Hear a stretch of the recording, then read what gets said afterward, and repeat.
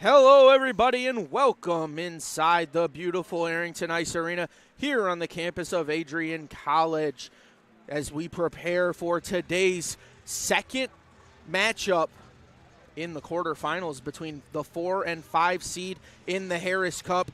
The Adrian College Bulldogs welcome the visiting MSOE Raiders as they come in looking to take the win and continue their chances, as we would go to a mini game if everything works out the way the Raiders are hoping it will.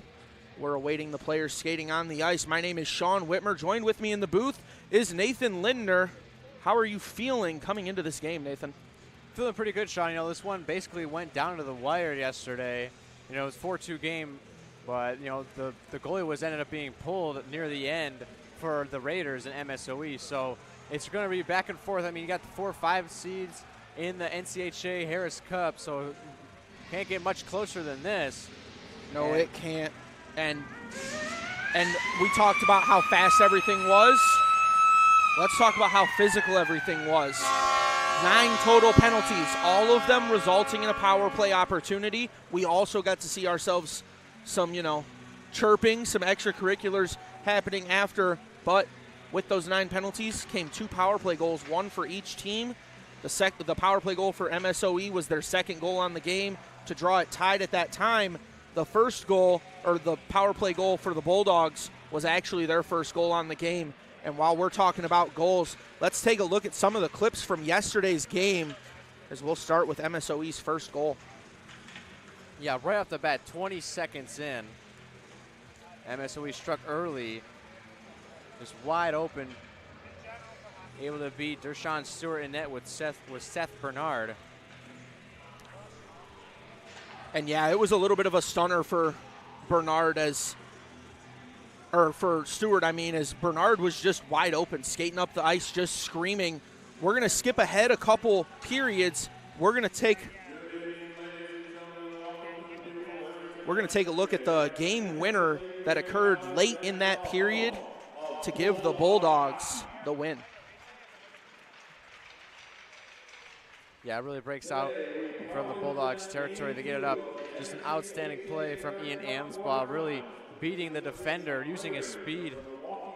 And gets the pass, able to get the goaltender out of position and backhands it in for the win.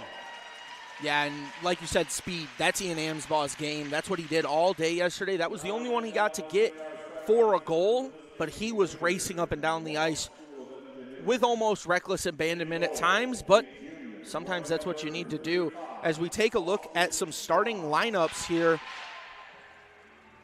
let's take a look at the Raiders first, as they have Seth Bernard, Carson Jones, and Ethan Mann in the attacking, with Casey Ropke and Adam Smith as the defenders. And of course, the same man in the crease is Austin Schwab. Played good yesterday. We'll see what he can do today. Yeah, keep your eye on number 37, Carson Jones, the leading point scorer for the Raiders. 8 goals, 15 assists on 67 shots, sitting +3 in the plus-minus column. He's just been really solid all year, the star for this Raider team. And of course, you talking about stats in terms of this starting lineup. As we look, number 7 and number 5, those are the 2 goal scorers for yesterday. Seth Bernard got the first one, Smith on the power play. This is their line. This is the line that felt like it was doing everything for the team. Obviously, other players contributed, but this was the line that felt like it carried everything in motion. Yeah, I think really this first shift coming out of the puck drop is going to be big for both teams. Can the Bulldogs handle the pressure that this first line is going to bring out, in the first 30 to 45 seconds? As long as you can get through without letting up an early goal, then it should be good, smooth sailing from there. But for the Raiders, they definitely got to be looking, hit them in the mouth early and really punch them to knock them out, try to get an early goal like they did last night. Yeah, and it was a little bit shocking. But as we take a look to our Bulldogs starting lineup, starting in net, it's Dershawn Stewart. He's familiar. He played great last night, knocked away a lot of open looks and a lot of opportune chances. But when Stewart is in the painted area on the ice, you're confident in what you have on the back end. looking at the defenders, you got Matt Kudo and Anthony Malika, number 22 and 7, respectfully. Kudo wears the A on his chest along with Stewart. And I believe the captain not starting this one. Swade started yesterday, but we're going to have Ian Amesbaugh and Brad Summers as our left wing and center, both of which who scored yesterday. And Murphy, along with them in this line, played fast, and he had a couple opportunities. They didn't come to fruition, but they were there for him. Yeah, it was this line that scored that game winner with Ian Amesbaugh scoring, getting the pass from, I can't remember who it was. It might have been number 11, Riley Murphy. Made an outstanding play, just going, taking it wide and getting inside. And, you know, Deshaun Stewart, an unbelievable career here in Adrian. Yesterday he finished with 21 saves and marked his 600th save of the season. Well, we're going to take a quick step aside for the national anthem. Don't go anywhere, as we'll be right back after this.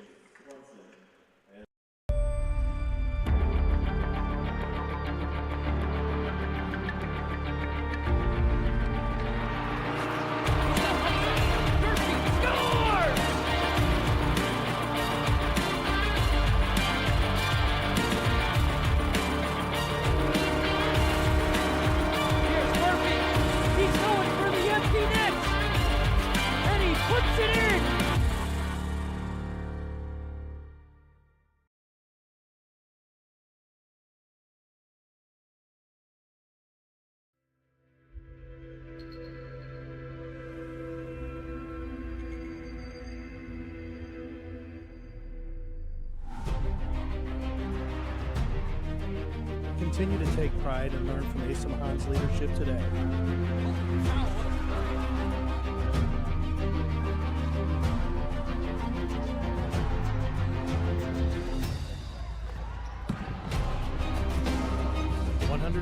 Years of commitment to harnessing the power of creativity, ingenuity, community, and academic excellence. I believe that if you get your degree here, the world is going to feel like it's shrinking.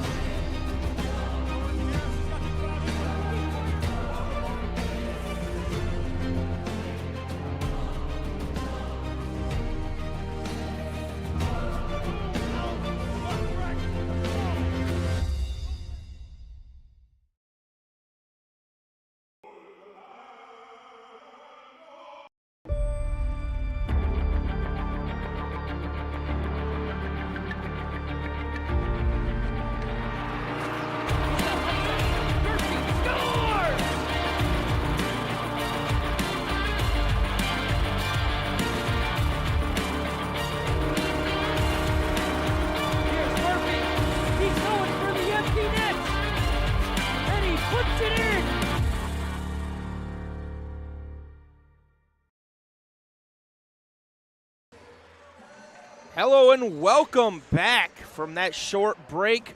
We got the anthem done, and now we're revitalized and ready to go here for the second game in the Harris Cup quarterfinals between the Bulldogs and the Raiders. It's a 4-5 matchup. That's what's so exciting about it. As we take a look around the rest of the Harris Cup, Trine and Marion in their second game. Trine won the first one. They're currently sitting up 2-1 in the second period.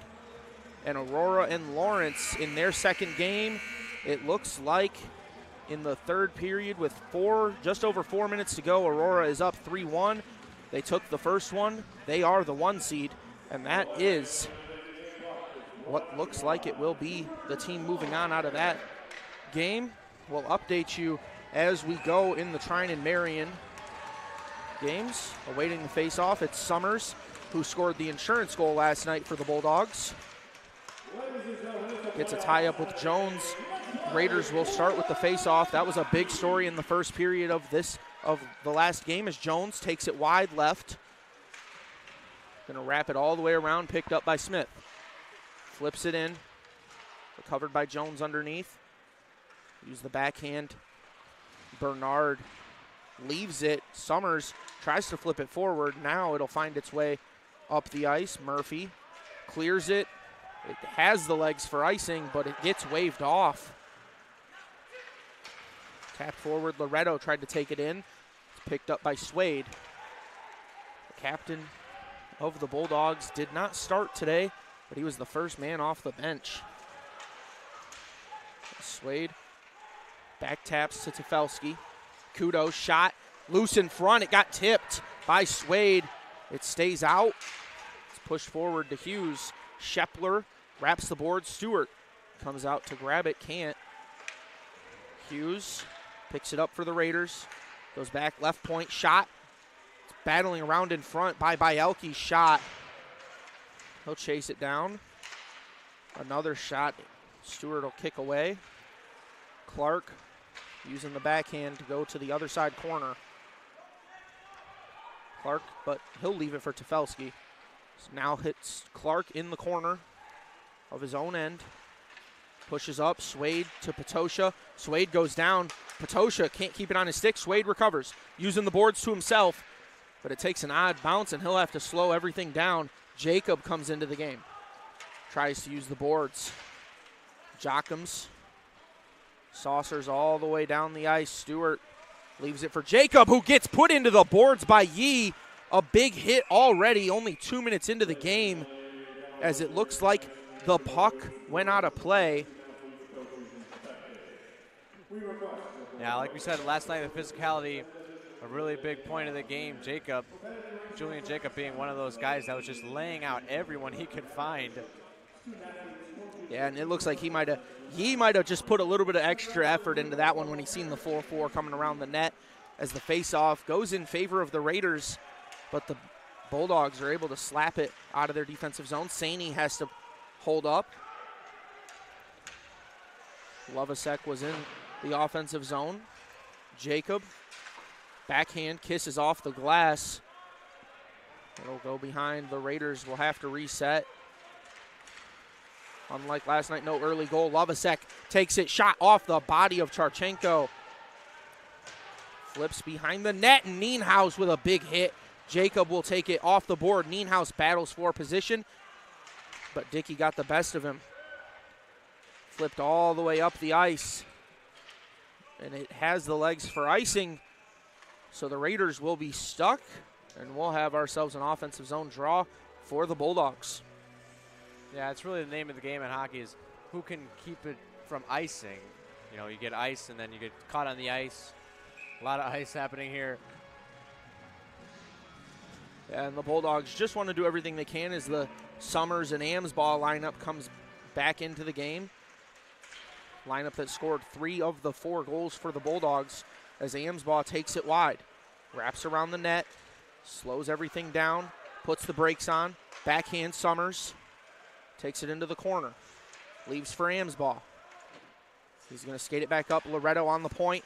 Able to keep it in. He'll have to dump it to the corner. It's chased down by Summers. Leaves for Murphy. Keeps it wide on his hand. Tries to cut into the slot. It's taken away by the Raiders. Took 3 defenders, but they did their job well.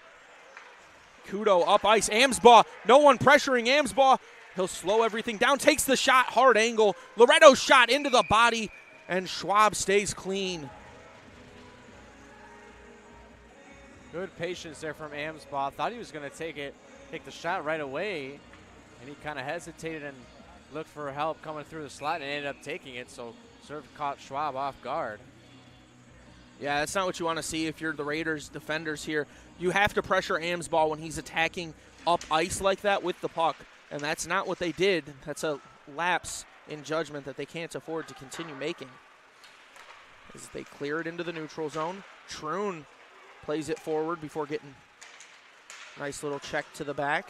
May pushes it into the offensive zone. It's over to Smith. Up ice, and Kudo and man tangle. So it'll hit Stewart. Kudo picks it, goes to center ice. It's Troon to May on the rush. He goes wide. He gets put into the boards. It's number 20, Casey Ropke. As the Raiders play ultra physical, Jones skates left, leaves for no one. It's just to make a line change. May with the nice pass. Slowing everything down as the Bulldogs. They're trying to set up a rush. Patosha cuts through the middle. It gets deflected. Swade able to recover it. Shot. It takes a hard bounce, recovered by Patosha on the blue line. Swade just sends one in front. Patosha can't get it to go. Second chance, no hit, and there's the hit from Swade. Plants number 24 for the Raiders. That's Ryan Reed. Is the puck bouncing around? Patosha tries to get it past Reed, the captain. That was captain on captain with that hit. As Tefelsky goes to Jacob off the stick. Chasing after it is Whaley. Goes off the boards. It's tipped forward by Patosha. Saney putting the pressure on Charchenko. He's cut off by Lovasek, and there's the offside. Yeah, we talk about the physicality of the game all night. Check out this hit, open ice. They're coming in here in a second right there. Boom. Coming from Swade, laying them out. Yeah, Bulldogs captain bringing it to the Raiders captain. As the puck loose, picked up by Toombs. Saney will steal it away. Goes into the offensive zone, can't keep it on his stick. As he's pressured by multiple Raider defenders. Loretto to Kudo, or Clark, mind you, who will send it underneath. A big hit there on the boards from Nienhaus. It's loose in the slot. Lovasek shot just wide, covered up by Schwab. Yeah, a little bit of broken down play there. Able to get a shot on net for the Bulldogs. Yeah, that's what you look to see from this Bulldog team as they play ultra physical like we've mentioned. The biggest question isn't will they play physical, it's will they play clean and keep themselves out of the box. Gets pushed up ice. Jacob chasing after it. There's the icing call. So we'll have ourselves another face-off, this time in the offensive zone of the Bulldogs. Face-offs were a big story yesterday, leaving the first period. It'll be curious to see how they are at the end of this first period, because yesterday it was 76 to 20, or 77 to 23 at the end of the first period. This is the Bulldogs slow it down with Amsbaugh on the wing. He's going to go underneath. Plays patient, wrap shot, and it deflects into the netting. It looked like even Schwab thought that one might have been going in. So he'll take a little bit of water before we get play back underway. Yeah, heck of a try there by Amsbaugh. Going for a wraparound. They had two Bulldogs crashing near the net in the slot. Alexa just take it around and fire a shot. And everyone turned their heads and was like, oh, thank God that didn't go in. Yeah, as the Raiders will take possession in the defensive zone, flip it into the neutral zone. Big hit attempt from Bernard on Kudo. As Murphy skates in retreat, pressured by two. Goes to Amsbaugh, who's able to clear the zone. The Raiders reset nicely. Pass into the slot, stolen away by Kudo. Flips it forward, Amsbaugh, unable to tap it out. Kudo to Malika. Up ice is Summers. He has one defender to beat. He's going to go for the deflection. Amsbaugh rebound. It's loose. It's covered by Schwab. There's another one of those opportunities, a breakaway with Summers and Amsbaugh out in front of everyone. Summers had a good pass to Amsbaugh trying to get it, but just a little too close to Schwab there in the crease. Able to break it up. He was sprawled out from pipe to pipe on that one. Yeah, and that's the last two goal scorers yesterday. Of course, Amsbaugh got the game winner. That's the one we showed here to start the broadcast. The one we didn't show that made it 4-2 was Summers, who scored about 30 seconds later on the wide open backdoor pass. The insurance goal, if you will, which led to the Bulldogs having that 2-goal win. As it's knocked down by Malika. It looked like he might have knocked it down into the bench area of the Raiders. So we're going to have ourselves, I believe, a neutral zone draw there on that. Yeah, both Malika and Hughes jumping up for that one, trying to knock it down. Yeah, and Malika, he knocked it down all right. He swatted it pretty good, as that's shot from the point, from center ice, I mean. As Hughes picks it up, Swade with the steal attempt. It's recovered, stolen back by Tefelsky. wraps the boards, goes underneath. Charchenko getting pressured by Swade. Pushed up ice for Shepler.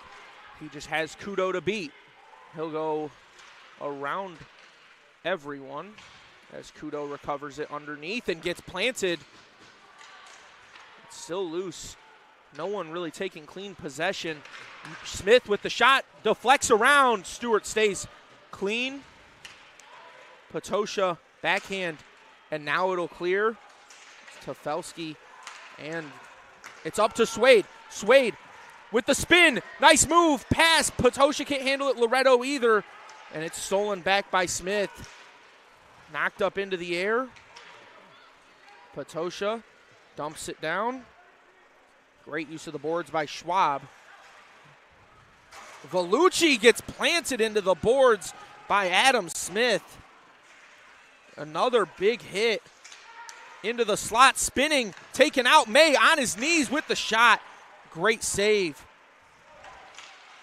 Clark to Loretto. Back to Clark. Keeps it on his stick. He'll go to Loretto on the wing, going back to the point. Now back to the wing. Left for Loretto in the slot. Vellucci shot. Bouncing around. And another big collision in the corner. I believe that was Orpana for the Bulldogs. Didn't catch a number for the Raiders. Taken into the offensive zone by May. Vellucci sends it around the boards. Nienhaus comes in for a big hit of his own. And now we're going down to the other end for an icing. Boy, you might want to get the hospital on speed dial after this one. Many big hits coming up. This one going to be in the far corner. Two bodies just collide right near the glass. Both get airborne. Good job on that last shot over with Stewart. They made a little mid-shot adjustment, able to keep the one out. So this will wrap the boards, able to keep it in play as Saney comes over for the help. Nienhaus with a big hit. And it gets flipped. Looked like it might have been touched by a Raider bench player. That was Lovasek who kept it in originally.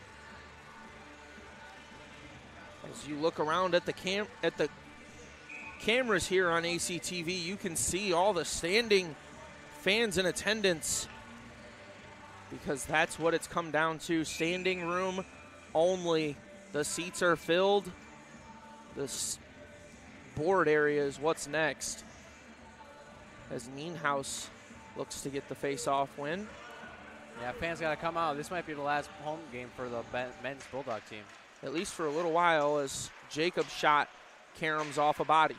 It's deflected up and into that protective netting. Some conflict after. Looks like we're going to have a line judge slide in to be the conflict resolution.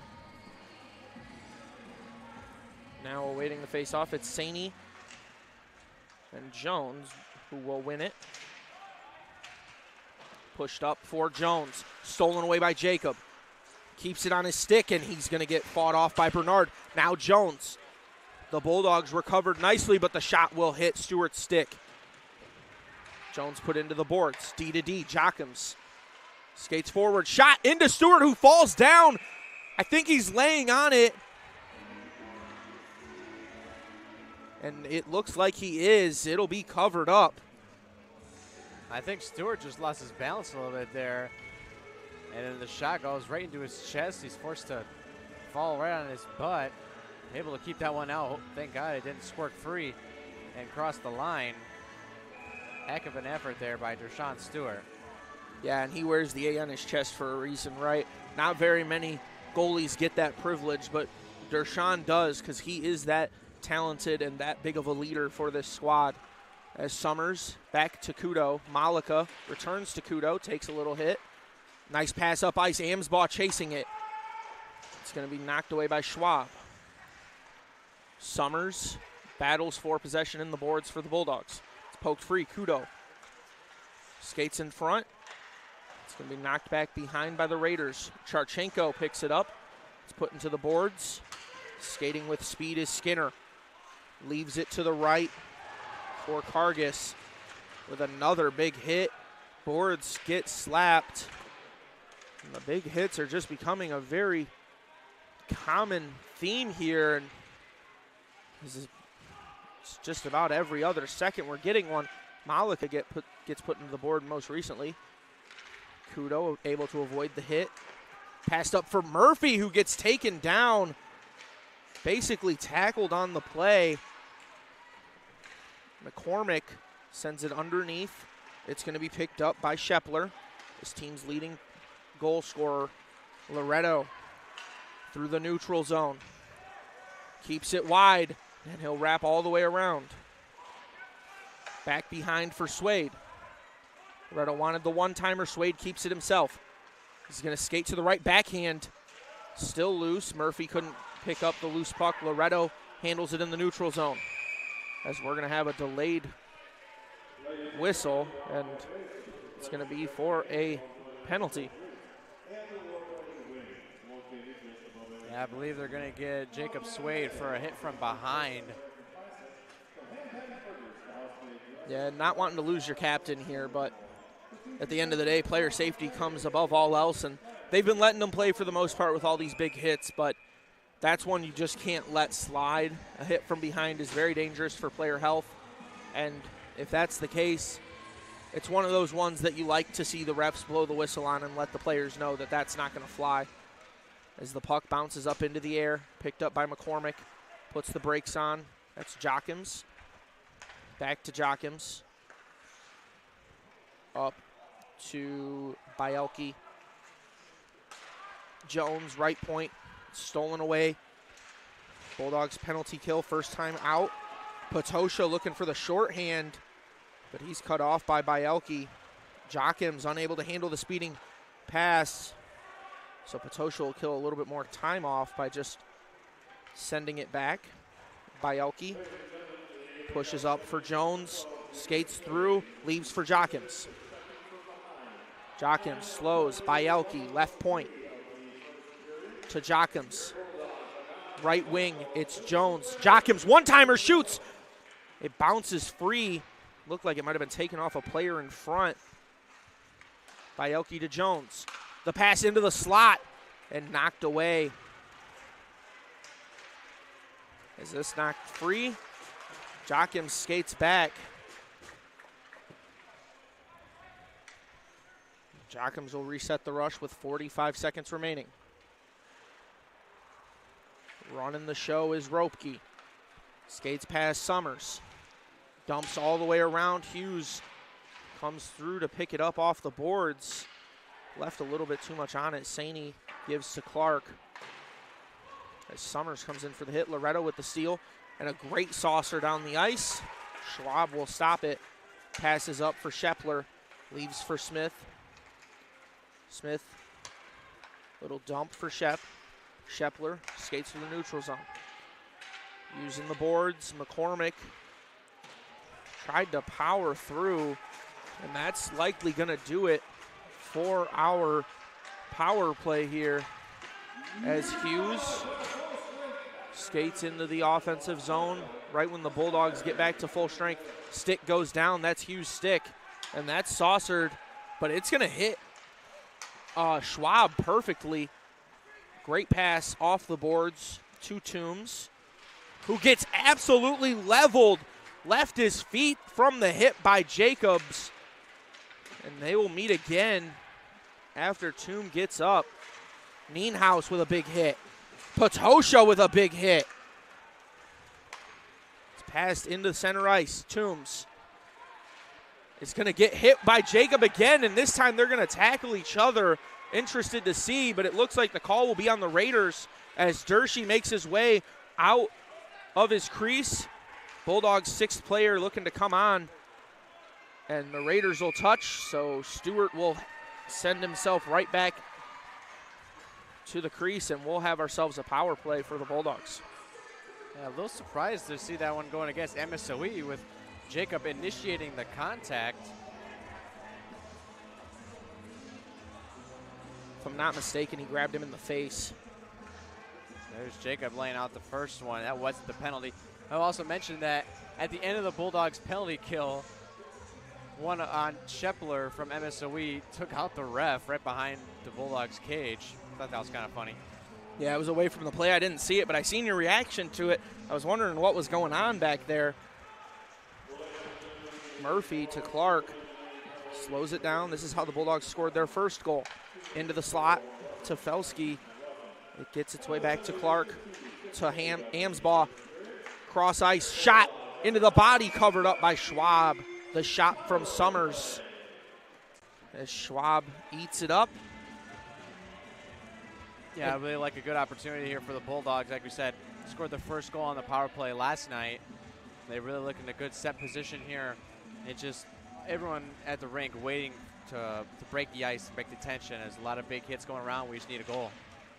Yeah, and going back to that, why we're here, why we're in this power play situation, Jacob did initiate the hit, but as the player who got hit was falling down, it looked like he hooked his hand around Jacob's nose as Summers leaves to the corner to Felsky, back to Clark.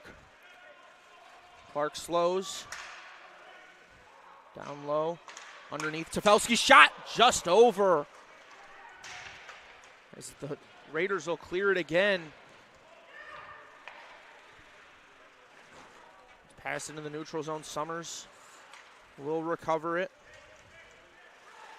Tries to leave it, but it's off Hughes' skate. Clark will have to slow everything down. 54 seconds remain in the power play. Clark sets the rush. Skates right. Makes a move around one. Clark into the slot, and it's poked free. Murphy couldn't pick up the loose puck as Hughes takes an awkward angle into the boards. It's cleared by man. Stewart will reset it as there's a big collision coming out of the benches. Was Eddie Shepler, and he ran into a Bulldog player heading to the benches. Took a spill as Jacob leaves. Patosha, nice move into the slot. Patosha can't keep it on his stick. They'll get tangled up and fall. We're going to have another penalty. Curious to see who it's on.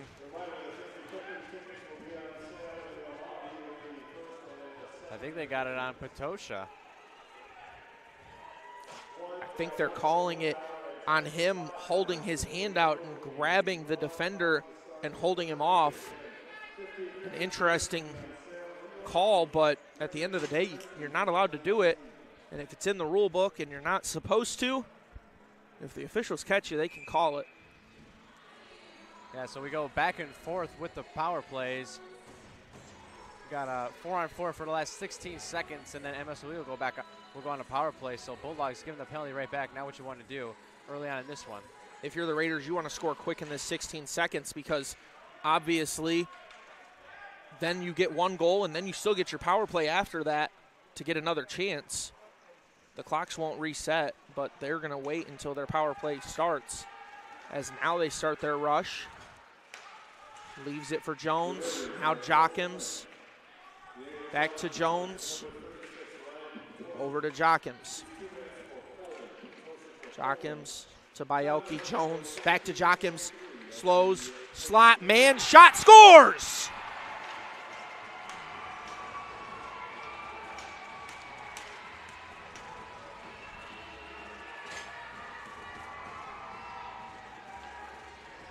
Yeah, caught Stewart off balance there. Just gone back and forth, trickled this way near the net, and the Raiders able to put it home and take a 1-0 lead. Yeah, and that's one of those goals where they're doing everything to fake out Stewart there. Every pass, they're setting up like they're going to take the one-timer. Some of the passes were one-timers turned into passes, and then they finally got it into the slot for man, and he's able to knock home the easy one. It's pushed up ice. Power play gone. Picked up by Troon. Shot! And it's going to be deflected into the netting. Troon was looking for his 4th goal on the season right there, and he had a good look. But this feels familiar, doesn't it, Nathan? Yeah, Bulldogs, just like yesterday, took an early deficit 1-0, and a great opportunity for Troon there. Just picked up the loose change and had a wide open net. Picked his shot and just a little too high. Yeah, and the Raiders are hoping to hold on to this lead as of right now. It's going to be passed for Lyons. Skates through the neutral zone. He'll pull up and dump it. Malika able to poke it around Yee. Sent back around. Kudo puts the brakes on. He'll get hit for it. Malika gets pressured by Lions. Malika to Vellucci. Up ice, Orpana. Tried to get it to Troon as Yee will steal it away. Vellucci goes for the hit and he whiffs. Tried to hit Dickey, just a little behind him. There's a hit on Malika. Off the boards, Troon takes another hit. Kargas able to knock it into their offensive zone once again. Kudo fights off Kargas. Vellucci with his pass up the ice. It was just a little too long. Patosha can't handle it. And we'll have icing.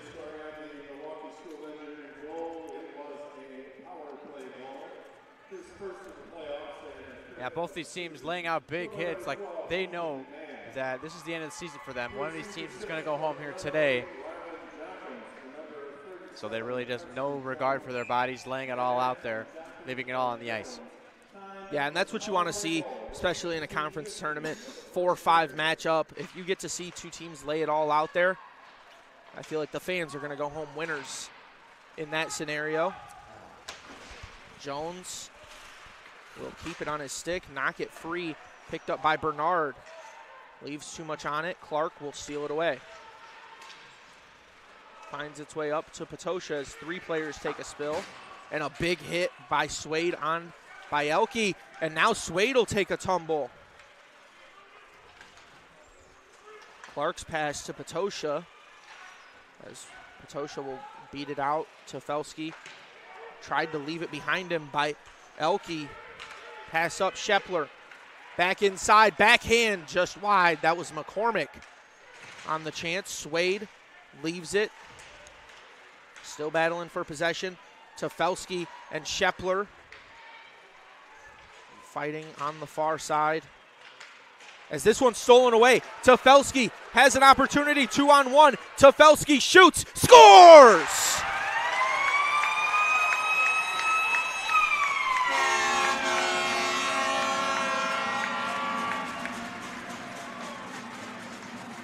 Opportunity for Tefelski here after Casey Repke lost it. Tefelski had Amsbaugh on his left again, decides to take it himself. I think it was the right decision. Buries it home and ties the game up. Tefelski scored yesterday, and now he'll score again. The goal he had yesterday was to take the lead in the second period. This one to tie it, as we're going to end up redoing the face-off. And while we redo the we didn't redo the face-off, actually. We're going to continue play. Looked like the official had stated or had signaled he was going to redo it. Amsbaugh able to keep it on his stick. Wraps it underneath. It's passed up. Kudo can't handle it. Lions looking to race through to get it, and they collide. Neither playing the puck. Summers using the boards. Murphy connects with Kudo. Kudo will rifle this one. It'll find Murphy, who's battled off possession. Summers comes in to help. Just tied up on the boards. Now Amsbaugh comes in. 6 players on the boards, goes down to 4. Fighting for possession, 30 seconds remain. Lions has it stolen away. Pick it back up. Clark to Jacob to Amsbaugh. Amsbaugh saucers. 12 seconds remain. As it ticks around. Clark, first one there, 3 seconds. 2-1. That'll do it for the first period of play, as the Bulldogs able to tie it up late. Very similar to yesterday, besides we didn't get a goal in the first 20 seconds, but Raiders struck first. They score. Bulldogs answer late in the period to bring it to a tie. How do you feel this differs from yesterday's game, Nathan? I mean, besides the fact of the early goal from yesterday, it's pretty much the same. MSOE scores early, Bulldogs answer late. You know, like we said, the physicality, just the main point in this one, and refs got to decide where to draw the line on what hits are legal and what they let go. So it's just going to be interesting to see how they call it moving forward. Yeah, and it's just been a very physical game, like you mentioned. I mean, they haven't pulled up at all. They're running through a wall to hit someone, and if they're not careful, they're going to actually run through a wall. Here in the stadium, it's not uncommon to see some broken glass, and if we see a board break, that'll be historic. But these two teams, the way they're playing, it wouldn't surprise me. However, don't forget to stay connected with all the action by following at Adrian College TV on social media. From game highlights to campus events, we've got you covered.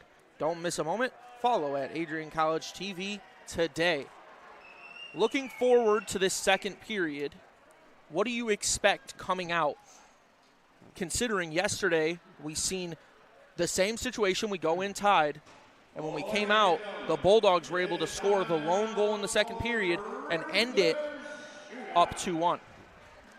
Yeah, I think we're going to continue to see the physicality on both sides. It's just really going to be who can limit the turnovers and play the puck well back and forth to each other, who can keep it on their stick and not afford to make that costly mistake, catch a goalie out of position or a breakaway chance 2-on-1, just different stuff like that. It's going to really be the deal breaker in these ones. Yeah, I couldn't agree more. I think everything's going to come down to physicality, and at the end of the day, whichever team's more physical could win this one. My name is Sean Whitmer. Joined with me in the booth is Nathan Lindner. That's all for us for the first period of play. Don't go anywhere, as we'll be right back for the second.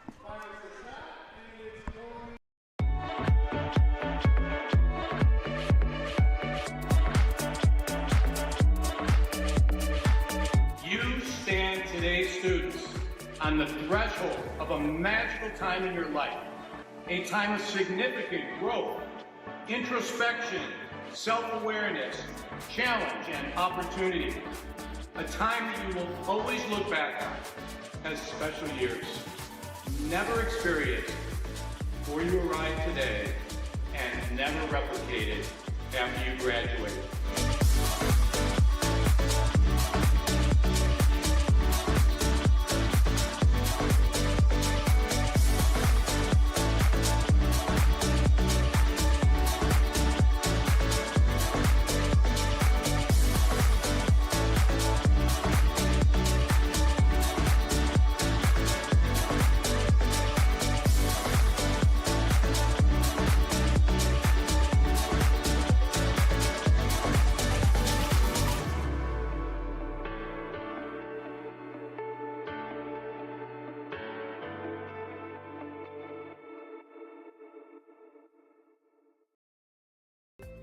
The Adrian College Media Production House provides opportunities for students to learn and grow live on the airwaves, just like Matt Kibbe. I've gotten a chance to create a relationship with coaches and teams and learn more from people instead of trying to teach myself something. Gotten an opportunity to expand my knowledge of sports, hone in on my skills as a broadcaster, learn about equipment in different ways. You get more of a connection with professors as well. Providing opportunities, growing leadership. The Adrian College Media Production House. Thanks for tuning in.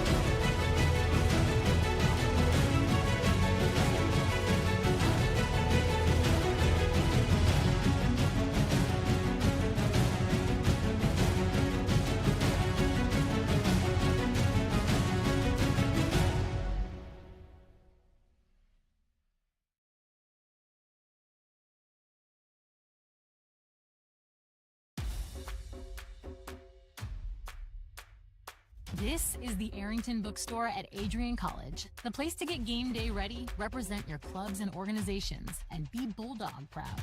With a wide selection of merchandise and a smile at every visit, stop by inside the Kane Student Center to pick up your Adrian College wares and make it another great day to be a Bulldog.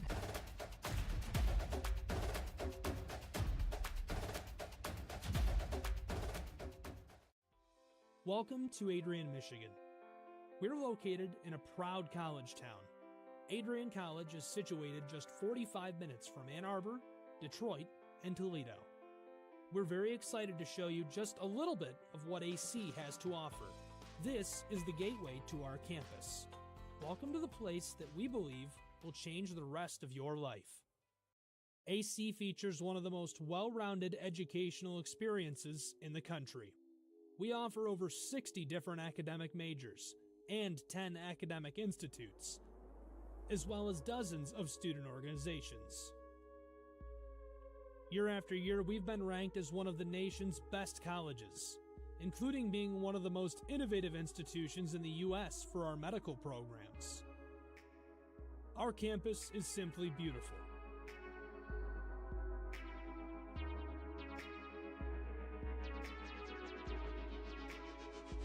Our student-to-faculty ratio is an incredible 13-1.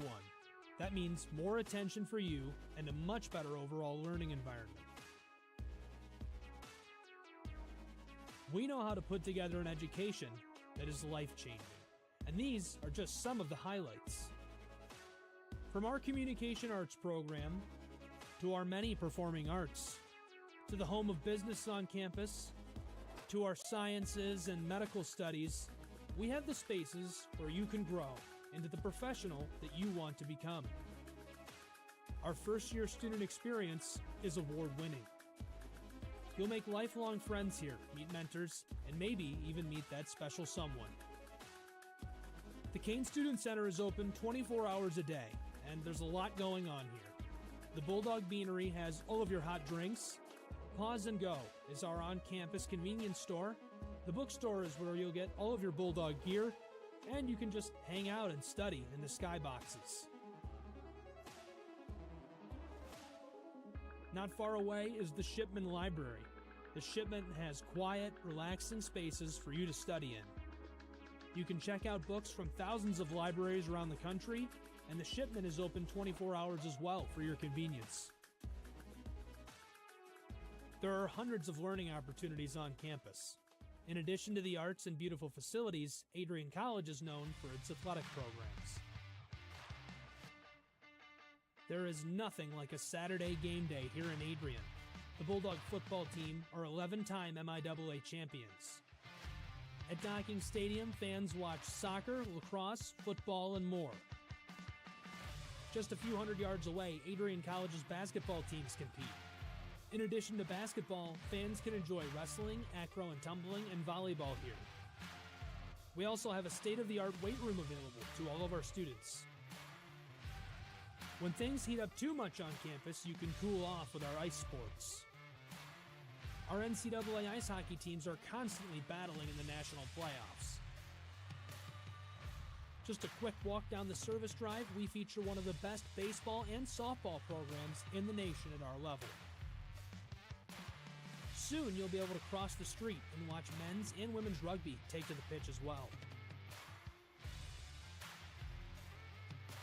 Our rowing, crew, and top-ranked bass fishing programs compete out of the Adrian College Boathouse, a gorgeous facility just a 15-minute drive north on Devil's Lake. Our students know how to relax in their downtime. When they're not out and about, we have dozens of housing options on campus. With apartments right in the mix of things, you can pick what works best for you. We've also recently renovated a few of our housing options. Adrian College is a Methodist-affiliated institution that has been changing lives since 1859. The modern liberal arts education offered by our faculty is unrivaled. We can't wait to have you on campus and show you around. Visit adrian.edu to schedule a full campus visit today. We'll see you soon.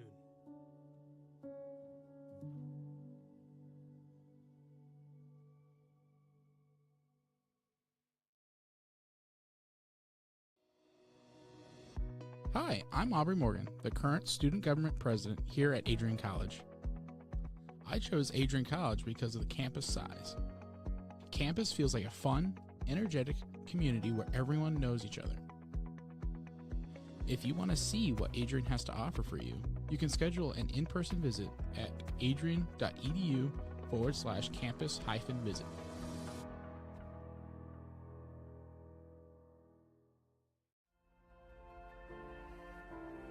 You have earned the right to be here through endless nights of studying, testing, writing, and dedication to learning.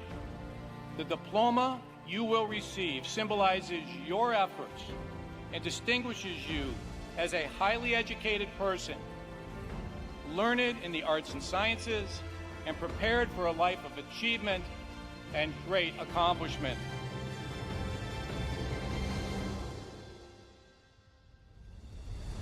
Now, as you face the world outside this academic haven, the concept of courage must not be left behind in your textbooks. It should be as alive in you today as your ambition to change the world for the better. We were all born to be a Bulldog. Life drew us to this school, these people, and this tiny town. You were meant to be here to make a difference and to grow within yourself for the better. But what does it mean to truly be a Bulldog? Well, to scratch the surface, the students of Adrian College are anything but ordinary. The pride, grit, perseverance, and passion is absolutely unmatched. Good luck and congratulations, class of 2024. And know that today is yet another Bulldog victory.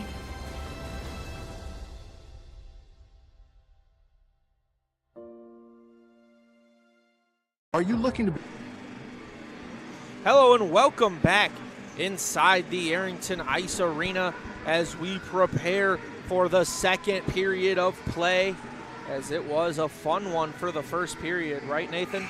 That's right. We take a look up at the after 20 minutes stats. Bulldogs leading the shot totals 11-4, but it's tied up where it matters. Face-off percentage closer than last night's first period. 59% for the Raiders, 41% for the Dogs. On the season, Bulldogs winning at about 55% rate.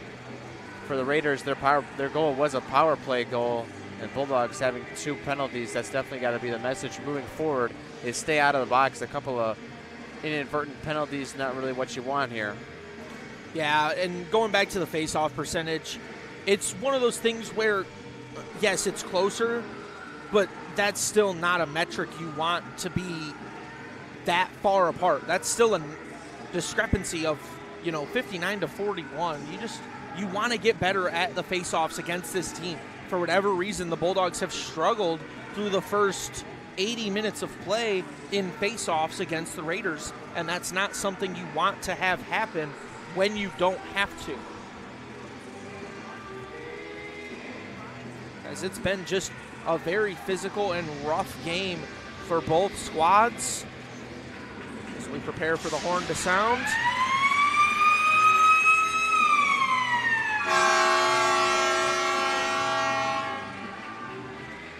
As we look at some of the face-off summary, Carson Jones for the Raiders is 7-3, he's won 70%.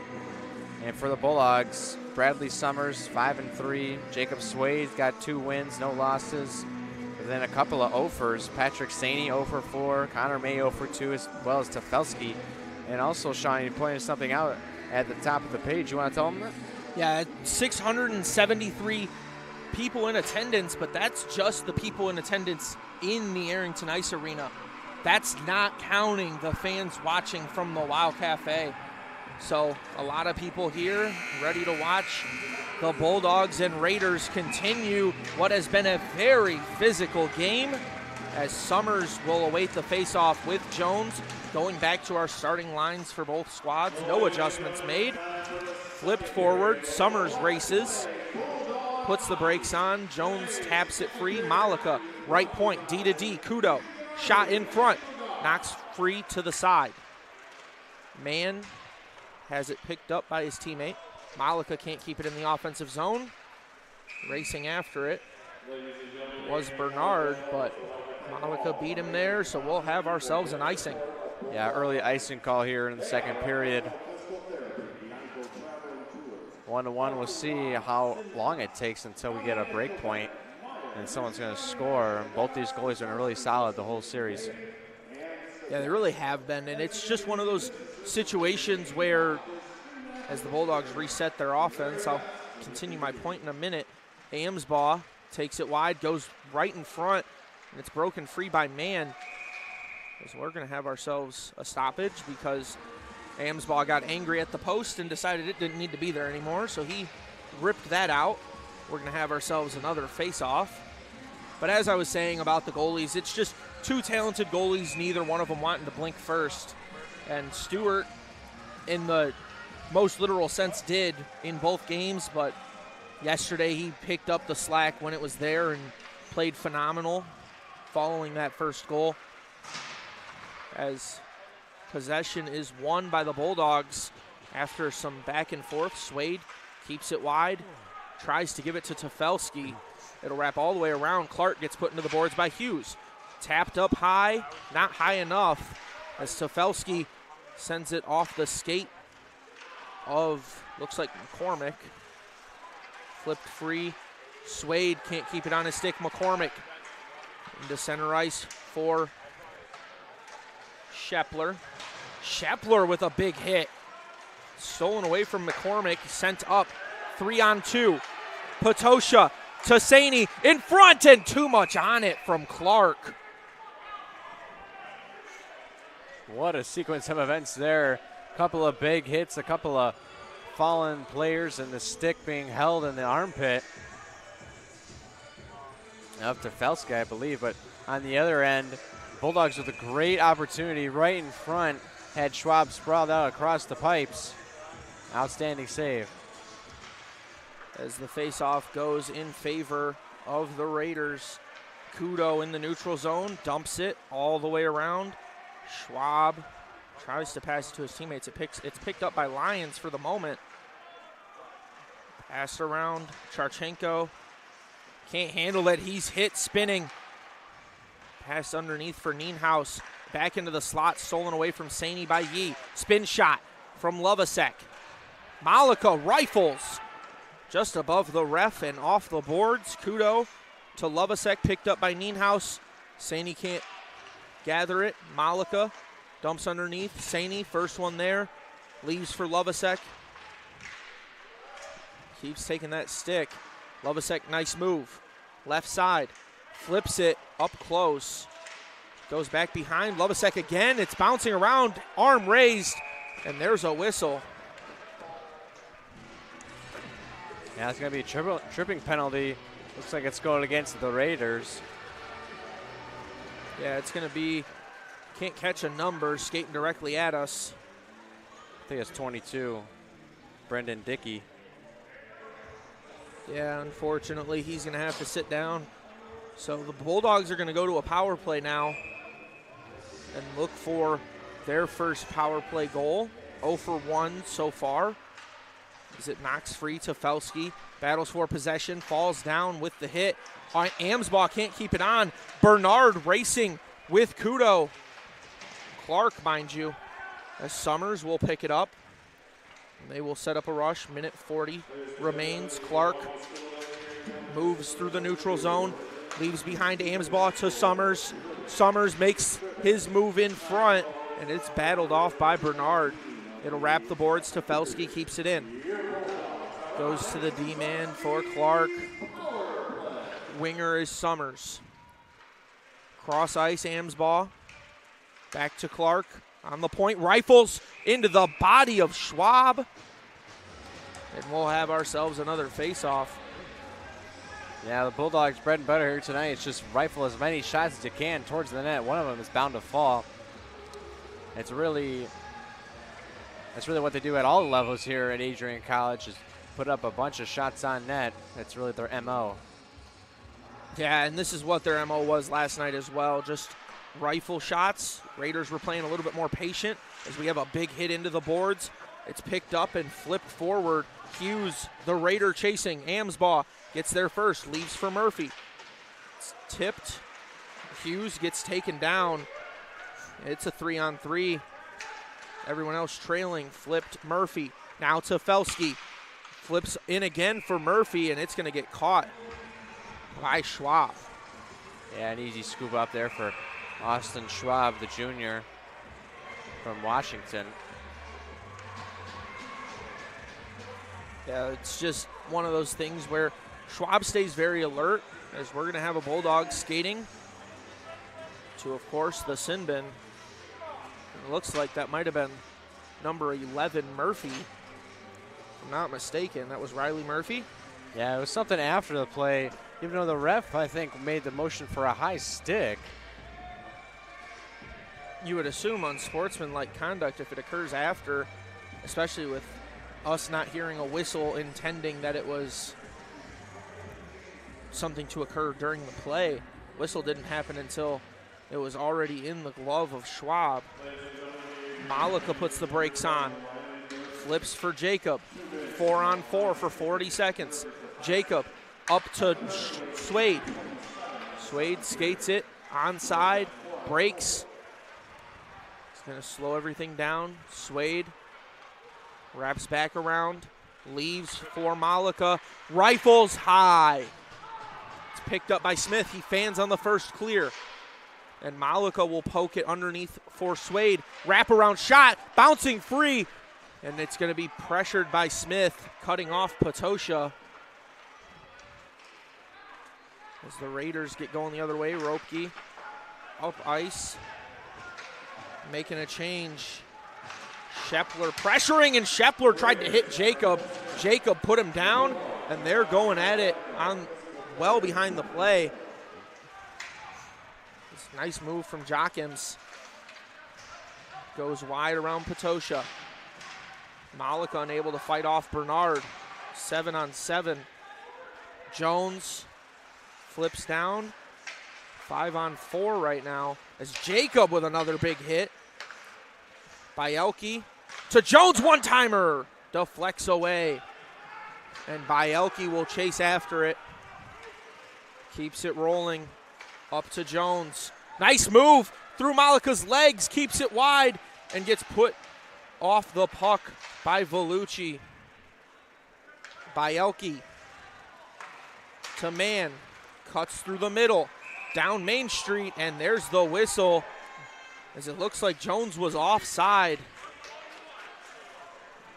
Official saying, line judge, mind you, saying that Jones didn't hold his line, so we're going to have ourselves an offside face-off, and I don't know if I was seeing things, but I think Mann had a breakaway chance to score there. Yeah, he definitely did. If that wasn't blown dead for offsides, we might be sitting at a 2-1 game right here. And both times that the Raiders go on the penalty kill Bulldogs on the power play, they give it right back just a minute later, and they're really unable to get 2 minutes of full power play opportunity. As back play there was Skinner running into Loretto well off the puck. Loretto wanted an interference call. Now he'll clear it off the plexi. Bulldogs at full strength. Perfect clearing time from Loretto as it's poked by May. And Loretto with a big hit. Everybody wants the whistle, and there it is. So Loretto got hit late back here. No whistle. Now Loretto retaliates and gets the whistle.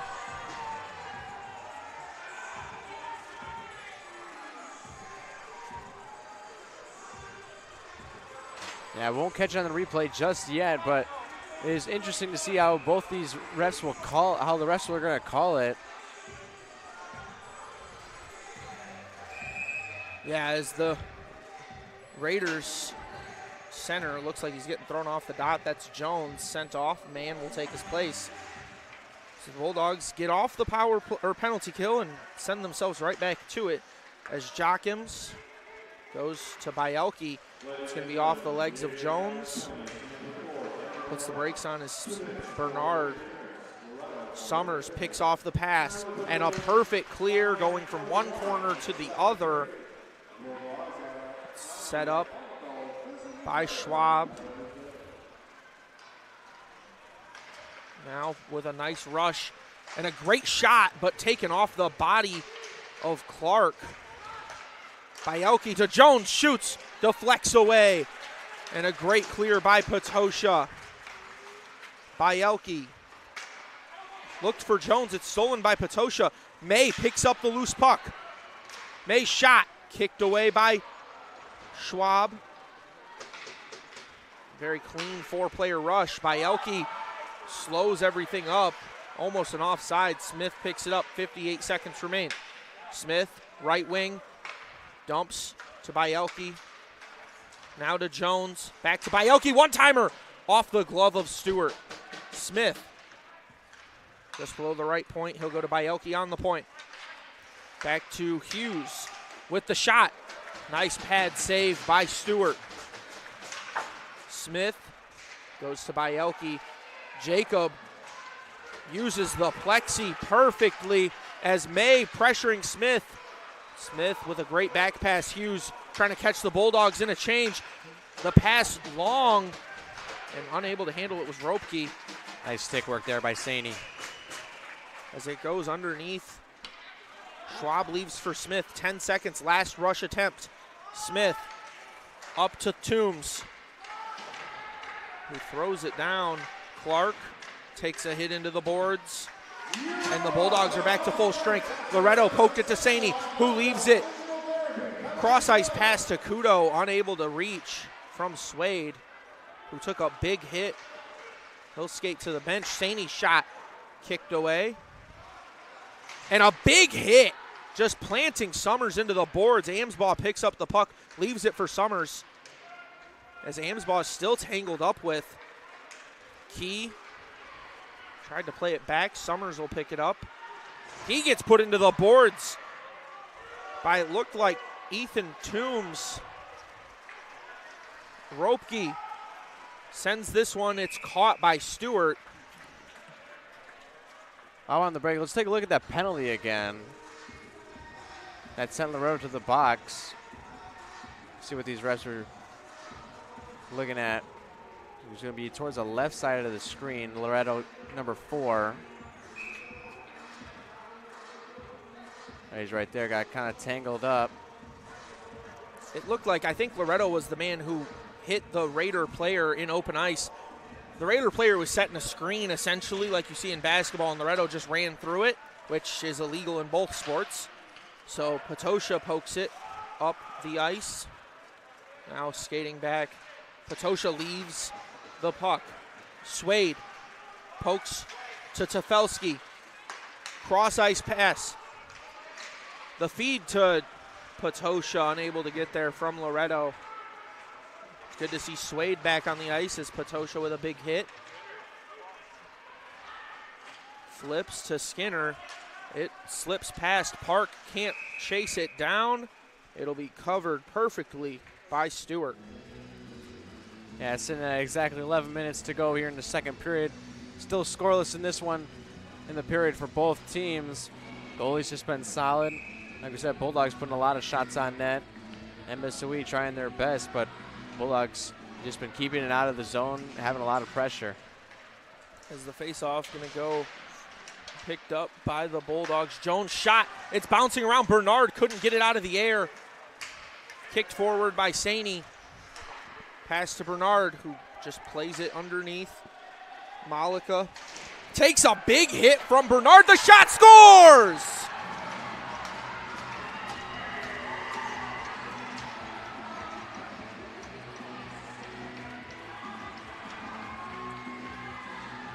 Yeah, broken down play coming down here. Bernard lays out the hit, and Bernard comes in. There was Mann. Ethan Mann comes in. Bernard laid out the hit. Mann came in with a one-time slap shot, and now breaks the ice on this one. 2-1, taking the early lead. Yeah, just almost exactly midway through the second period, we have ourselves a Raider lead. This is when the Bulldogs seem to play their best, as Loretto picks up the loose puck and flips it underneath. Almost stolen by May, but the Raiders will keep possession. McCormick dumps it down. Clark takes a big hit from McCormick, keeps his balance. It's played for May. Can keep it on his stick. Now he'll launch it to the other side, Orpana. Vellucci almost stole it from Orpana. Pushed up the ice for Shepler. McCormick steals it away from Orpano once again. Now Smith sets everything up. It gets tipped. Mann's pass to Hughes is stolen. Pushed up the ice. Jones slows everything down. He'll go wide side as Jacob takes a big hit. Jones recovers the loose puck and takes another hit. Jacob is all over Jones right now. Charchenko's shot is broken. Mann can't grab it around. Looks like that might have been Skinner trying to grab it around the cage. Unable to. And it was Amsbaugh trying to flip it out. It ends up flipping it into the protective netting up there near Wow Cafe. They'll have to contend for another defensive zone draw. And even though the Bulldogs out shooting the Raiders, MSOE still leads in this one 2-1. Yeah, and that's ultimately the story, is the score, right? That's what everyone's going to see as it's stolen away by Murphy, and he'll race his way up the ice, tries to play the boards. Jochims looks like he might have taken him down as Jacob flips it. Amsbaugh put into the boards, plays it the other way. It's still loose in front of Schwab, and the whistle blows, and the fans are furious. The whistle blew from behind Schwab. He never had it covered. Yeah, not even close on that one. I'm really surprised that the ref blew the whistle, and it wasn't for a penalty. And both sides are allowed to change, so I'm not 100% sure. I think he blew the whistle thinking that it was covered, and it really wasn't. I understand you need to blow the whistle quick to keep players off each other from, fighting and stuff like that, but blowing the whistle when the puck's still loose and you don't have the line of sight to see that it is, he should have stayed off the whistle in that scenario. As it's knocked free underneath. Kudo with a big hit. It's picked up by Patosha. And another big hit. Charchenko, we will have ourselves a whistle for this one as Kudo plays it off the glass, and there's the whistle. Yeah, now the ref's getting involved on this one. Gonna send Charchenko to the box. And here on the bottom of the screen, coming from behind, just absolutely decking Tefelsky. Yeah, and that would be a hit that's illegal in just about every contact sport. You're not allowed to do things like that in hockey, football. I mean, even boxing, you can't hit from behind. That's a defenseless player at the end of the day, and that's where Charchenko just went and hit him. He stayed low in the hit, all things considered, but as Amsbaugh skates it in front, it's loose, knocking around. Swade's shot went over. Tefelsky to Amsbaugh. From behind the cage, goes to Tefelsky. Clark. Wide left, back to Clark. Tefelsky. Underneath Amsbaugh. Into the slot, fans on the shot is Summers, and he gets planted. Loose puck and able to be cleared by the Raiders. Amsbaugh resetting the rush. As Amsbaugh skates around, everyone shoots into the body of Schwab. And it's going to be cleared once again by the Raiders. Just over a minute remains in the power play as we have over 7.5 left in the period. Putting the brakes on is Clark. Now setting up the rush with all five. Mann pressuring Clark. Skates through the neutral zone, leaves for Nienhaus. Poked forward for Clark. Wraps the boards for Saney. To Summers. And it will be cleared. A great job by Ropke sending it down. Malika not going to wait for everyone to get back. He'll take it himself. Up the ice, and a great use of the stick from Hughes to take Malika off. Patosha tries to make a move in the corner. Nienhaus underneath. All the way over to Jacob. Malika plays it patient. Pulls back. Jacob on the point. Patosha with the one-timer goes wide. Malika. Little backhand pass. He'll receive it again.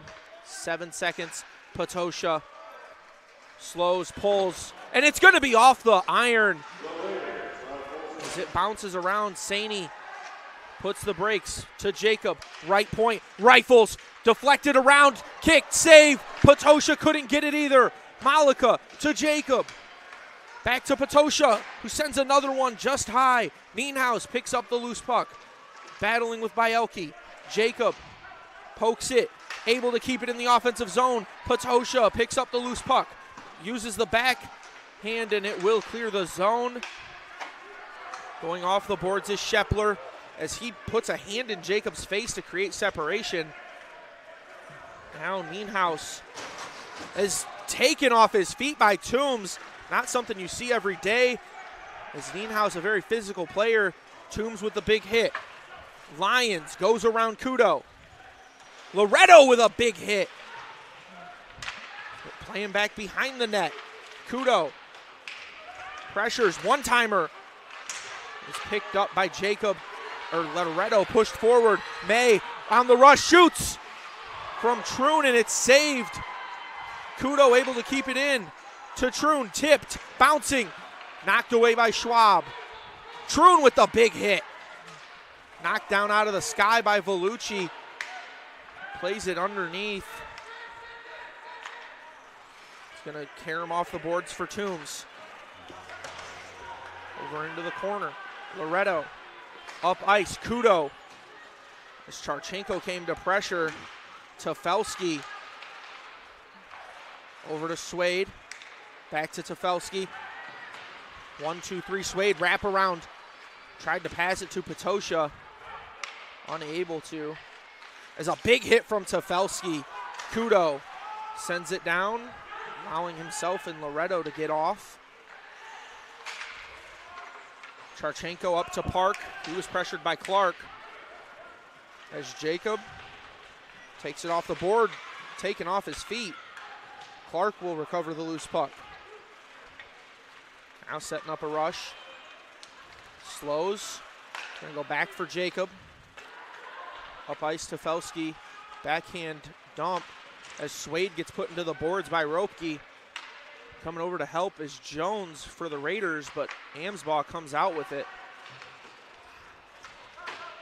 As it's flipped into the neutral zone, Clark recovers and he takes a big face-to-face check. Now a great pass to Amsbaugh. Shoots, it's just wide. Clark flips forward, another face-to-face check. Sent underneath, Amsbaugh picks it up. Pass to Kudo.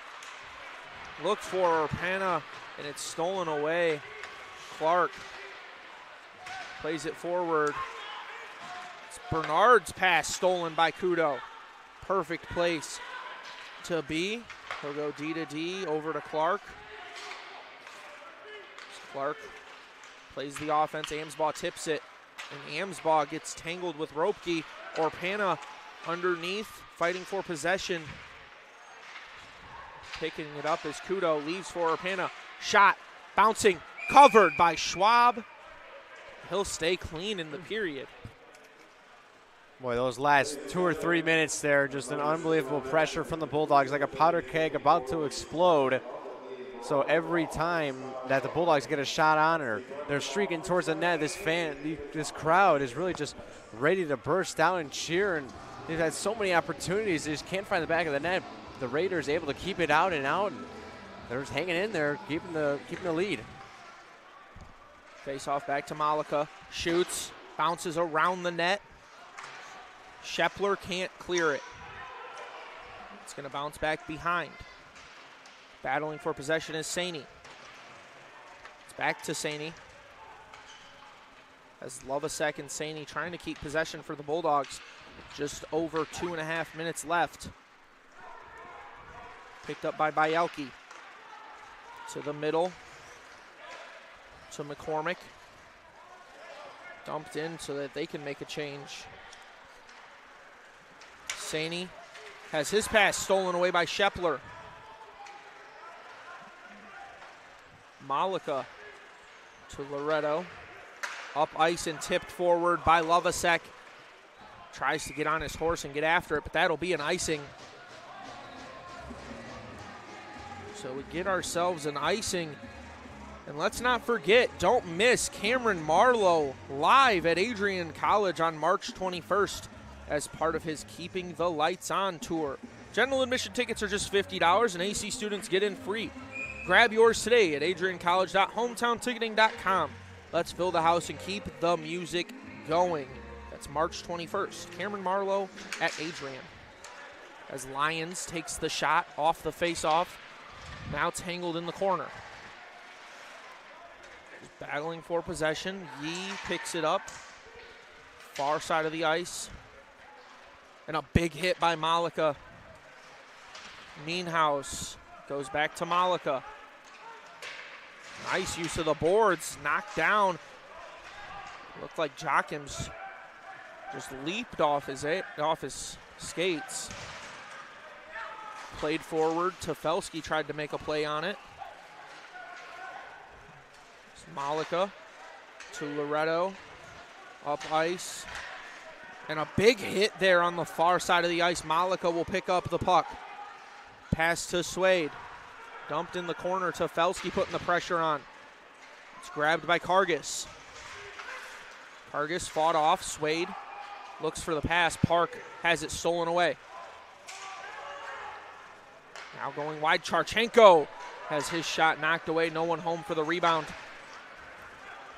It's played forward. Potosha and Swade. 2-on-2. Swade puts the brakes. Plays for Potosha.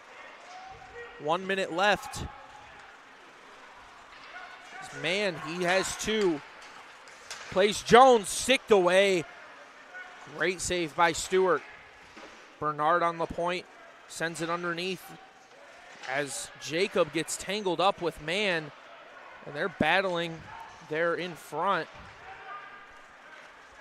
Kudo plays forward for Tefelsky, but he was not ready for it. It was behind him. Mann to Jones, wraps it. Stewart able to stop. Plays to the right for Kudo. Pulls up for a second and rifles it all the way down. It was last touched by McCormick, according to the line judge. Clark unable to keep it in with 5 seconds left. That'll likely do it for the period, so everyone seems to be slowing down quite a bit. And that is it. 4-2. We sit at 2-1 in favor of the Raiders. Yeah, for the Bulldogs, a minor bit of work to do as they trail in this one. But the physicality was there in the first half of the second period. But I think as you go towards the latter stages, it's really gone away. But a well-timed hit is very productive at any time. But players more focusing on the actual skill part of it and trying to score goals. Obviously, with a 2-1 deficit, you can't just be trying to lay out guys left and right. You really have to get the puck and score, get it down deep like the Bulldogs have been doing very well. It's just the opportunities for the Raiders are too good to pass up. A couple of broken down plays, rebounds off the boards, able to clean it up, and they're leading 2-1 in this one, looking to force a little mini game after this one, if that would be the case. Yeah, and a little update in the Harris Cup. Trine has officially moved on as they beat Marion 4-1. So Trine has moved on, Aurora has moved on. Adrian still looking to do the same, along with St. Norbert, who plays a few hours later. That game will start right about the time that this game stops. And as you mentioned, that little mini game. So for those who are unaware, that would be if this game ends in regulation with the Raiders favored to win right now on the scoreboard. It would go to a 20-minute mini game. It's not sudden death. It's not overtime. We're going to take a 15-minute intermission, clear the ice, and then they will come out and they will have that little mini game. If it's still tied after that, no matter the score, it could be 2-1 at the end of this. We're going to reset the scoreboard. It could be 5-5 at the end of the mini game, and then we'll go into 20-minute sudden death overtime periods, and we'll decide a winner here tonight in the Arrington Ice Arena.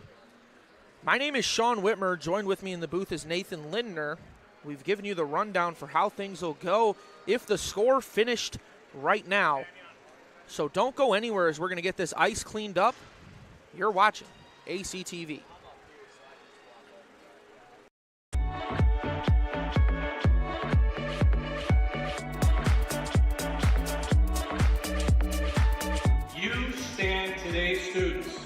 on the threshold of a magical time in your life, a time of significant growth, introspection, self-awareness, challenge, and opportunity. A time that you will always look back on as special years. Never experienced before you arrived today and never replicated after you graduate.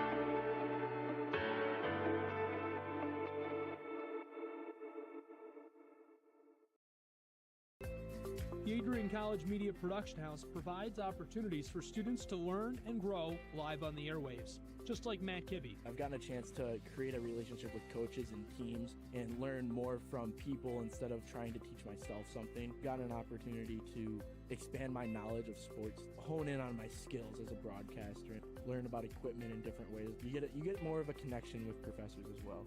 Providing opportunities, growing leadership. The Adrian College Media Production House. Thanks for tuning in.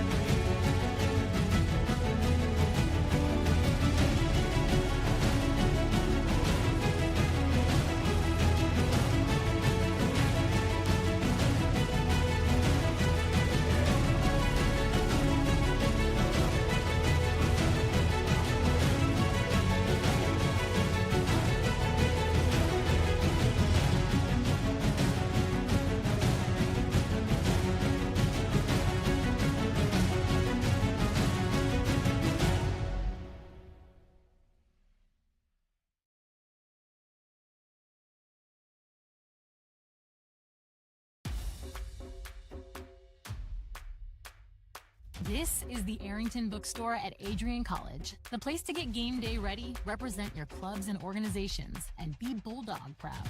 With a wide selection of merchandise and a smile at every visit, stop by inside the Kane Student Center to pick up your Adrian College wares and make it another great day to be a Bulldog.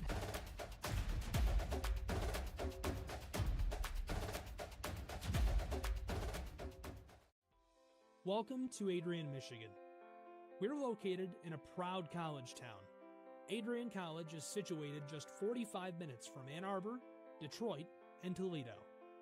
We're very excited to show you just a little bit of what AC has to offer. This is the gateway to our campus. Welcome to the place that we believe will change the rest of your life. AC features one of the most well-rounded educational experiences in the country.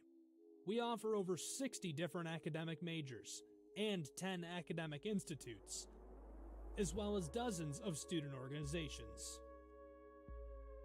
Year after year, we've been ranked as one of the nation's best colleges, including being one of the most innovative institutions in the U.S. for our medical programs. Our campus is simply beautiful.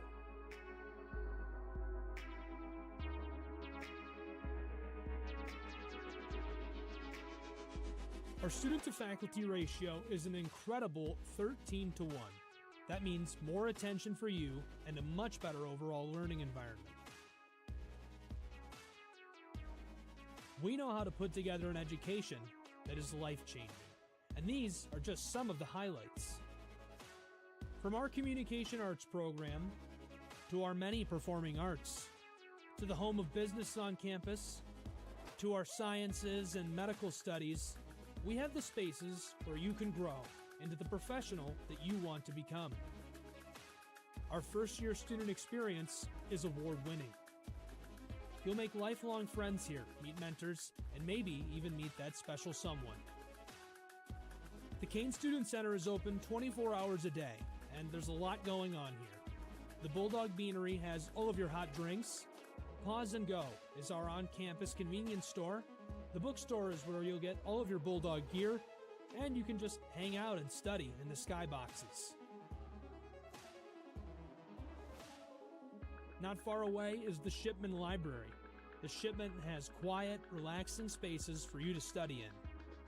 You can check out books from thousands of libraries around the country, and the Shipman is open 24 hours as well for your convenience. There are hundreds of learning opportunities on campus. In addition to the arts and beautiful facilities, Adrian College is known for its athletic programs. There is nothing like a Saturday game day here in Adrian. The Bulldog football team are 11-time MIAA champions.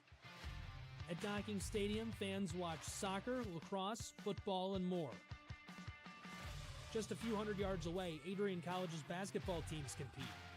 In addition to basketball, fans can enjoy wrestling, acro and tumbling, and volleyball here. We also have a state-of-the-art weight room available to all of our students. When things heat up too much on campus, you can cool off with our ice sports. Our NCAA ice hockey teams are constantly battling in the national playoffs. Just a quick walk down the service drive, we feature one of the best baseball and softball programs in the nation at our level. Soon you'll be able to cross the street and watch men's and women's rugby take to the pitch as well. Our rowing, crew, and top-ranked bass fishing programs compete out of the Adrian College Boathouse, a gorgeous facility just a 15-minute drive north on Devil's Lake. Our students know how to relax in their downtime. When they're not out and about, we have dozens of housing options on campus. With apartments right in the mix of things, you can pick what works best for you. We've also recently renovated a few of our housing options. Adrian College is a Methodist-affiliated institution that has been changing lives since 1859. The modern liberal arts education offered by our faculty is unrivaled. We can't wait to have you on campus and show you around. Visit adrian.edu to schedule a full campus visit today. We'll see you soon.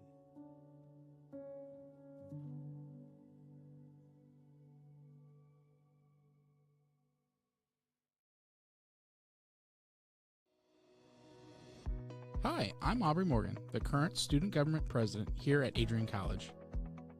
I chose Adrian College because of the campus size. Campus feels like a fun, energetic community where everyone knows each other. If you want to see what Adrian has to offer for you, you can schedule an in-person visit at adrian.edu/campus-visit.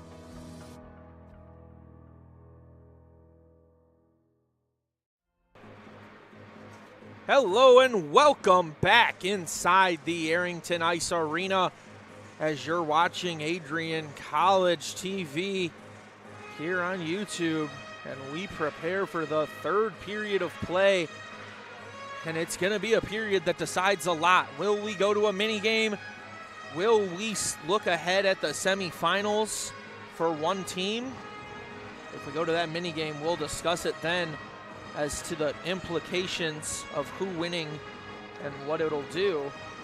But looking ahead at this period, how do you feel, Nate? I feel really good.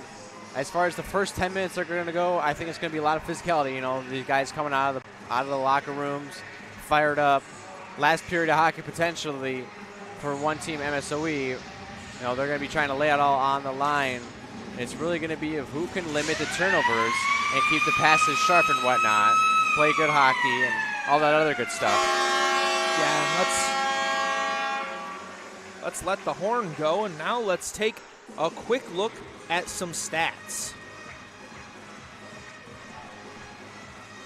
Yeah, after 40 minutes, Bulldogs still lead the shot totals as well as block shots. It's really not a lot compared to how many shots we really have, or how many shots it seemed to have gone on. Bulldogs have closed the deficit a little bit on the faceoff percentage and power plays.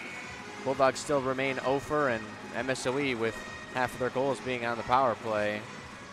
Bulldogs still got to remain out of the box. For the first time, they were able to actually have a full 2 minutes of power play hockey. Yeah, and part of that staying out of the box is, there's been some controversial calls and stuff.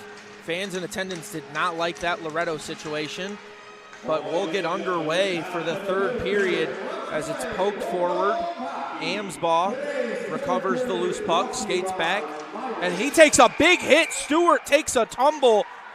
His kick pad comes off, and we are going to take a short break away from that one as they will check on Stewart. Don't go anywhere. We will be right back after this.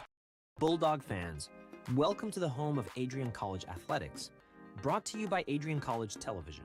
Follow us on social media to be connected to the latest broadcasts, news, highlights, and more. You can find us on Instagram, Facebook, X, and TikTok. ACTV's social media handle is at Adrian College TV on all platforms. Thank you to all of our fans who tune in to support us at ACTV.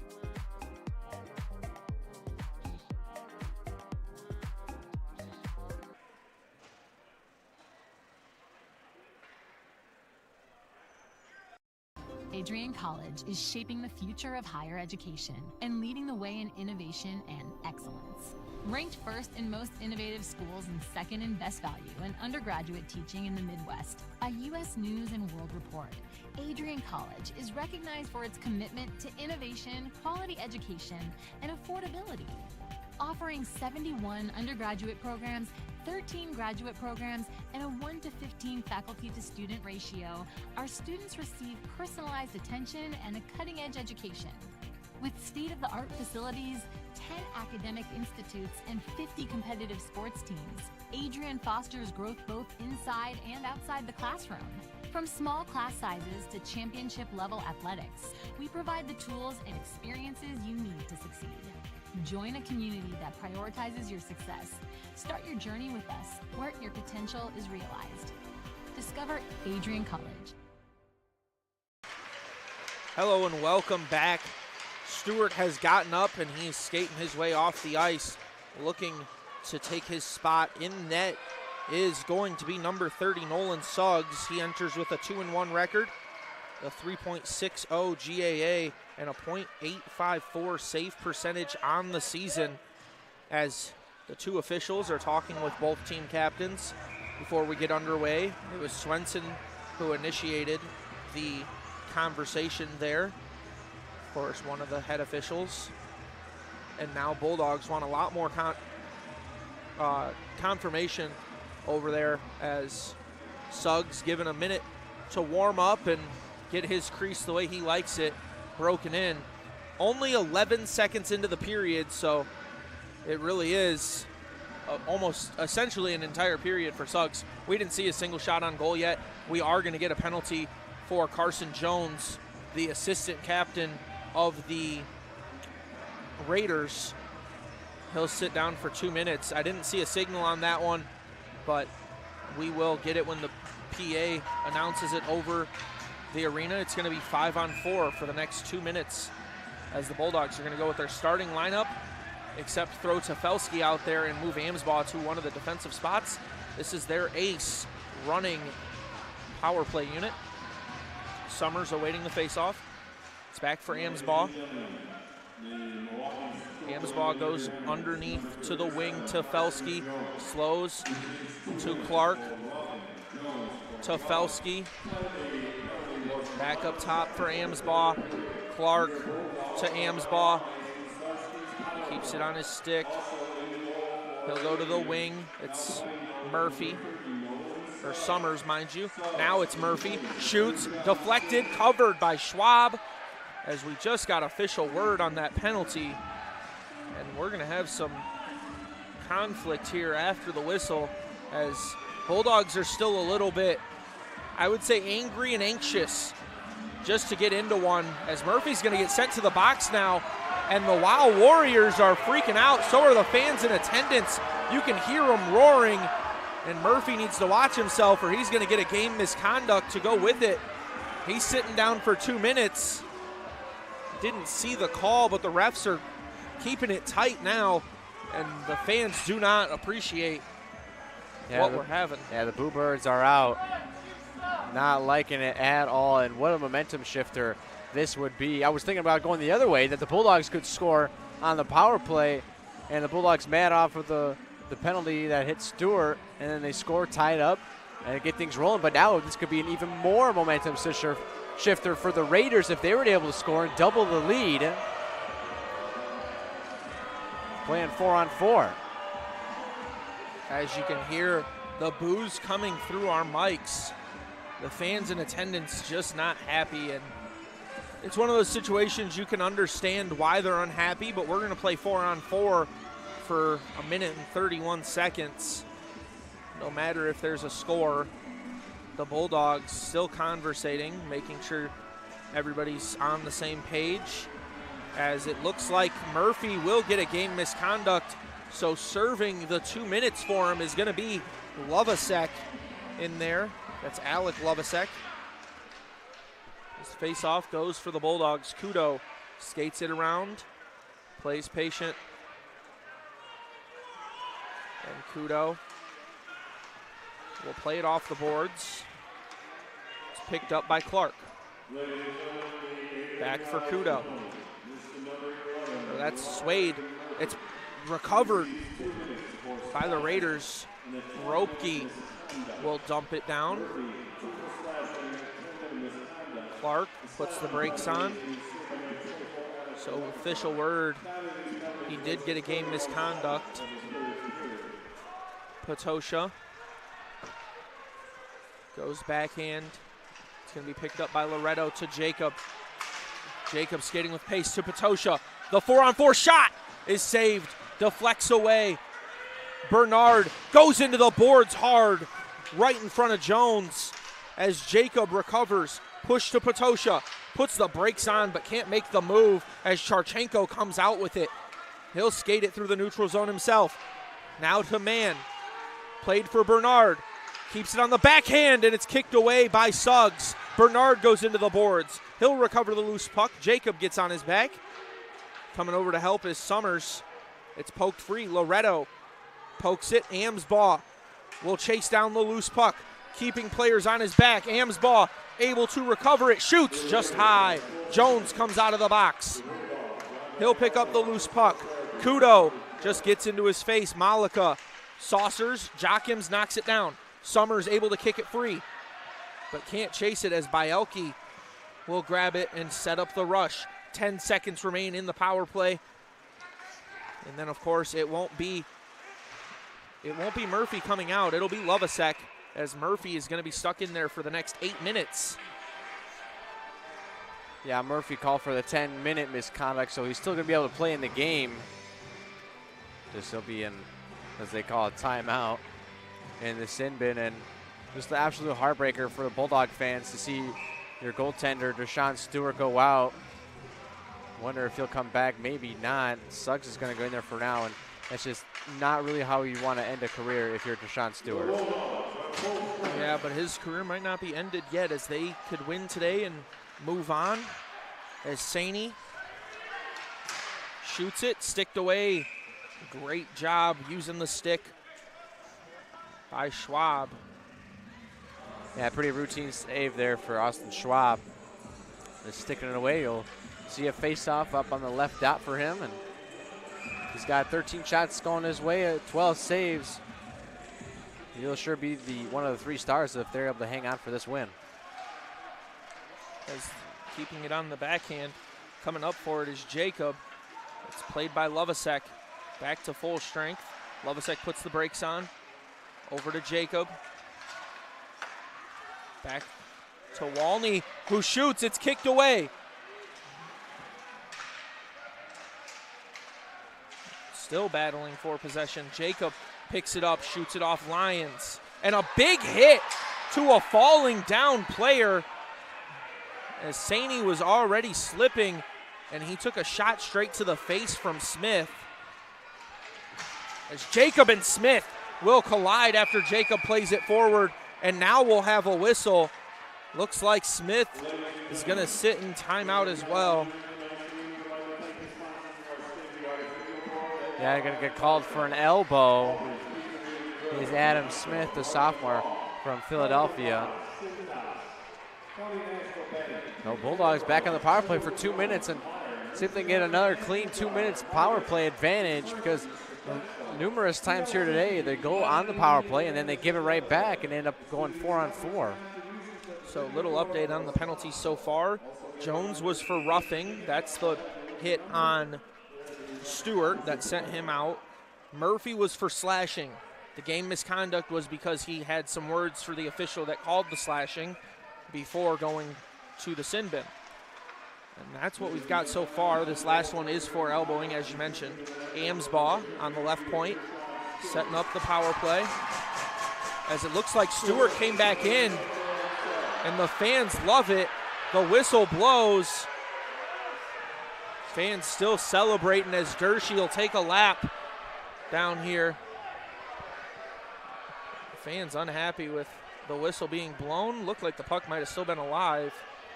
Yeah, that's the second time in the game that the referees have blown it dead early in the Raiders' crease. Yeah, sometimes Lady Luck just doesn't go your way, and that seems to be the way it's going for the Bulldogs as of late. Of course, Lady Luck has been wearing stripes today, as Clark gives to Amsbaugh, keeps it wide in front, and Swade can't do it. He tried to go to the top corner.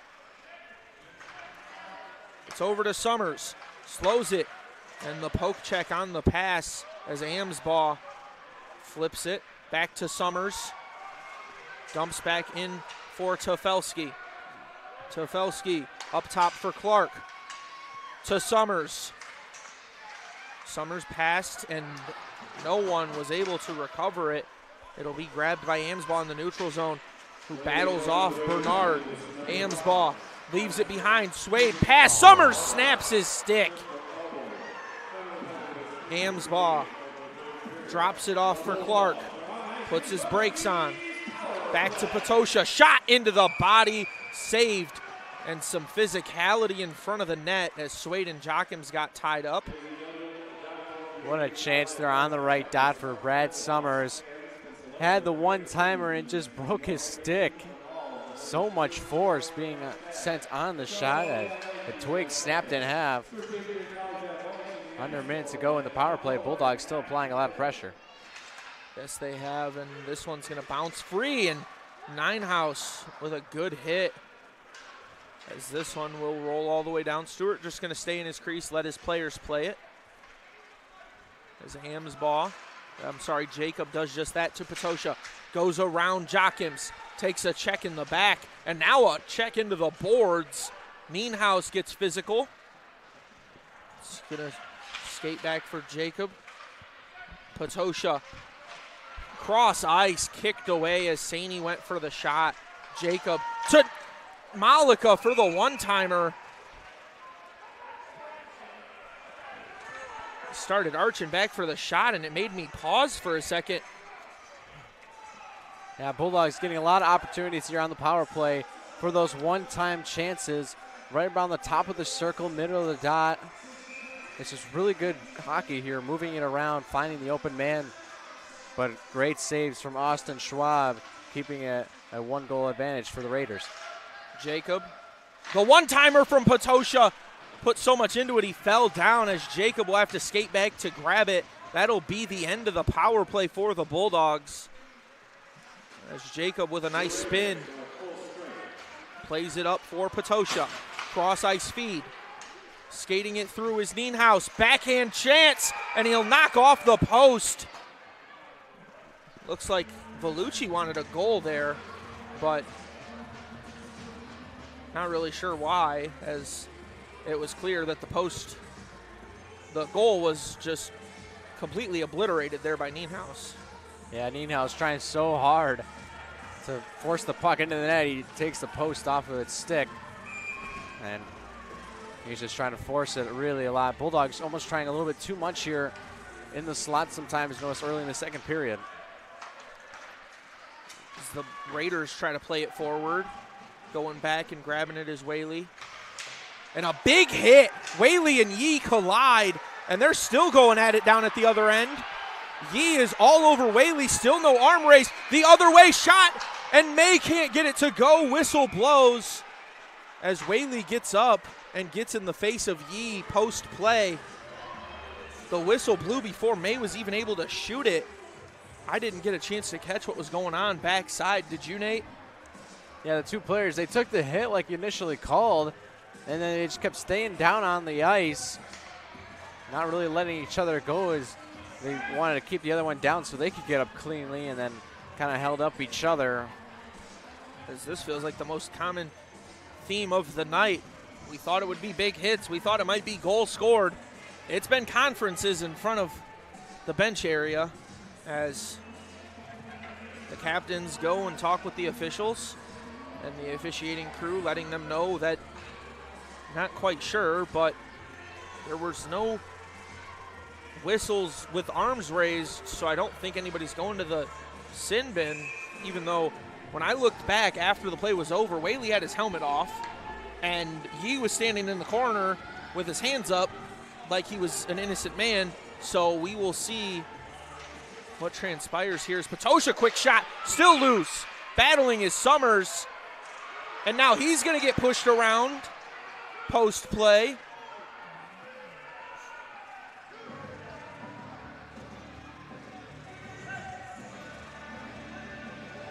Yeah, really getting physical. You hope you don't see anything too much. Referees obviously got to get in there quickly to break it up, and that's sometimes what happens when you get those early whistles, is that the referees want to call it before things get too pushy when you're trying to poke and check at the goaltender's glove covering the puck.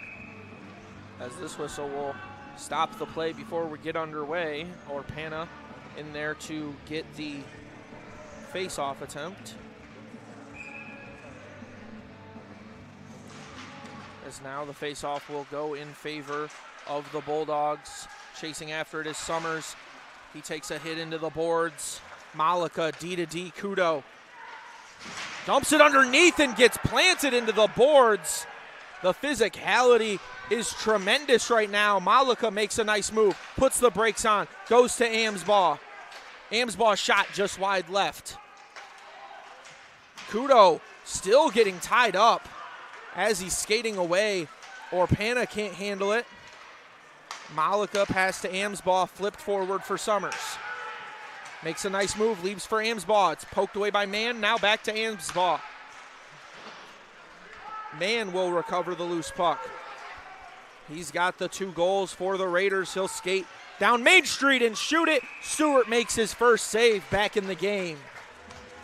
Yeah, I was going to say, I think that was Stewart's first save since back in the game. He went out at 19:49 left in the third period, so good to see he's feeling much better and has his bearings down. They'll have to see a face-off right in front of him coming up now, but for Stewart, good to see him back out there. He definitely wants to be out there fighting with his team, doing everything he can to keep his team in the game. Well, as you mentioned, if they lose here today, it is his last hoorah with the Bulldogs, as he is a graduate student. Came back for his 5th year this year. It's being played aggressive. Stewart plays it with the stick, gives to Clark. Flips wide for Swade. Swade with Patosha shoots. It deflects. Tefelsky tries the backhand and fans. Back to Loretto. D to D Clark. Now Swade. Back to Clark. Tefelsky goes backhand. It's loose. Swade with a big hit as it looks like Patosha still getting tangled up with Smith underneath. Going the other way. Skinner, who gets planted by Loretto. Clark will pick up the loose puck in the corner. Wraps it all the way through for Loretto. Now back to Clark. Up to Nienhaus. Charchenko makes a move. It's stolen away by Saney, who tried to play it on for Lovasek. It'll have to be reset by the Bulldogs. Playing it back for Jacob. It's played up for Lovasek. Now Nienhaus with a big hit. Loose puck grabbed by Shepler. Played forward, and Kudo will chase after it. Chasing him is Shepler. Passes up for Nienhaus, who can't make a play. Shepler recovers the loose puck. It's bouncing around in the air. Now Lovasek sets up a rush, plays it off the boards, recovers, gets tripped up. There's the whistle. Fans are loving it as we have 2 officials with their arms raised. I believe we're going to have a trip at least, and I don't see the Bulldogs' door open, so I assume it's just going to be that. Just 2 officials seen it. Yeah, that one was pretty obvious. It's not going to be a trip, actually going to be a hook. But nonetheless, gonna send Cole Bilkey to the box for 2 minutes. Golden opportunity here for the Bulldogs. 11:27 left in the third. They have more than doubled the Raiders' shot total, but still sit at the 1 goal. Yeah, as you mentioned, doubled the shot total, sitting at 33-14 right now, as you can see on your scoreboard there.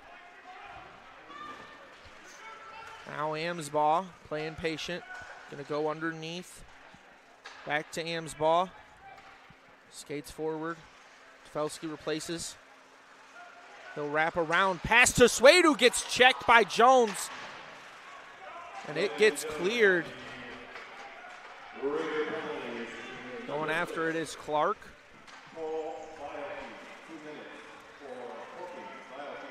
It was Bielke.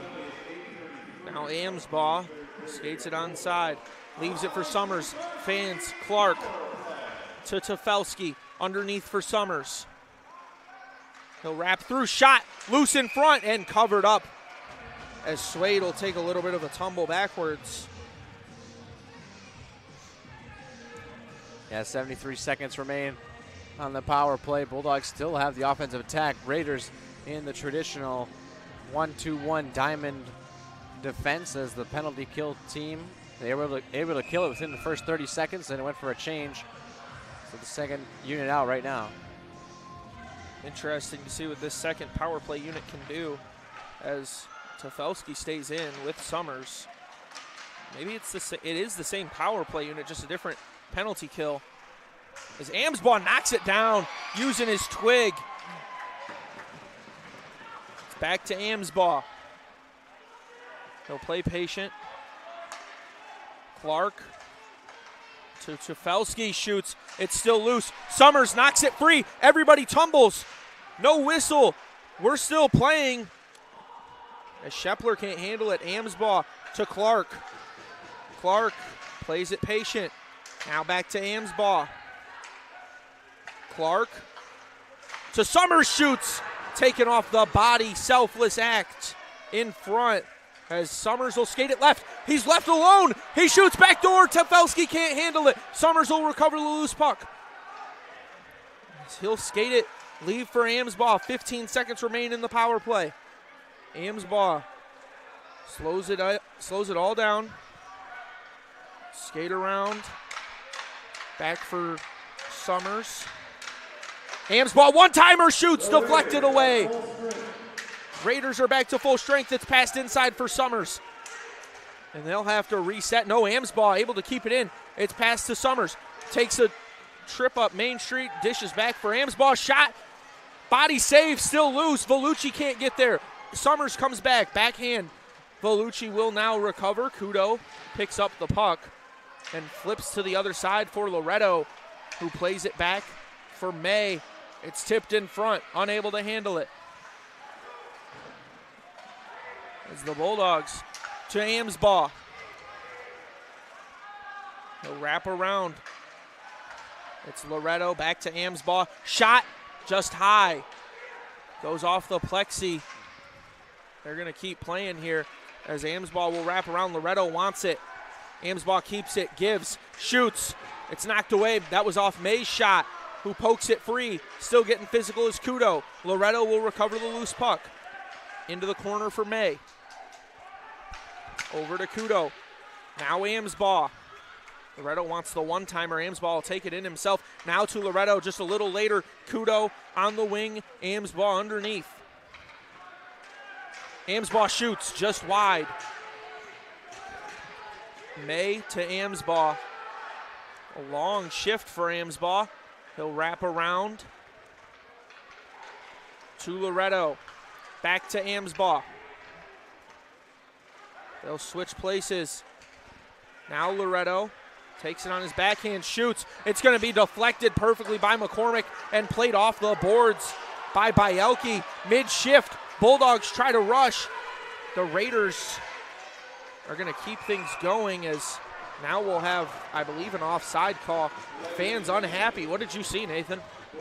Well, the puck was cleared by the Raiders after really a tremendous pressure attempt by the last 2 minutes from the Bulldogs. It hit right on the penalty box, so it took an awkward carom, and so the Raiders were kind of caught on a shift change of who's going to go out, who's going to stay in, and then the sixth man was kind of skating off the ice. He was on for about 10 feet, still off the bench.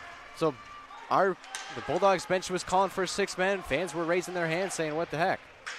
As it's going to be recovered in the Bulldogs defensive zone.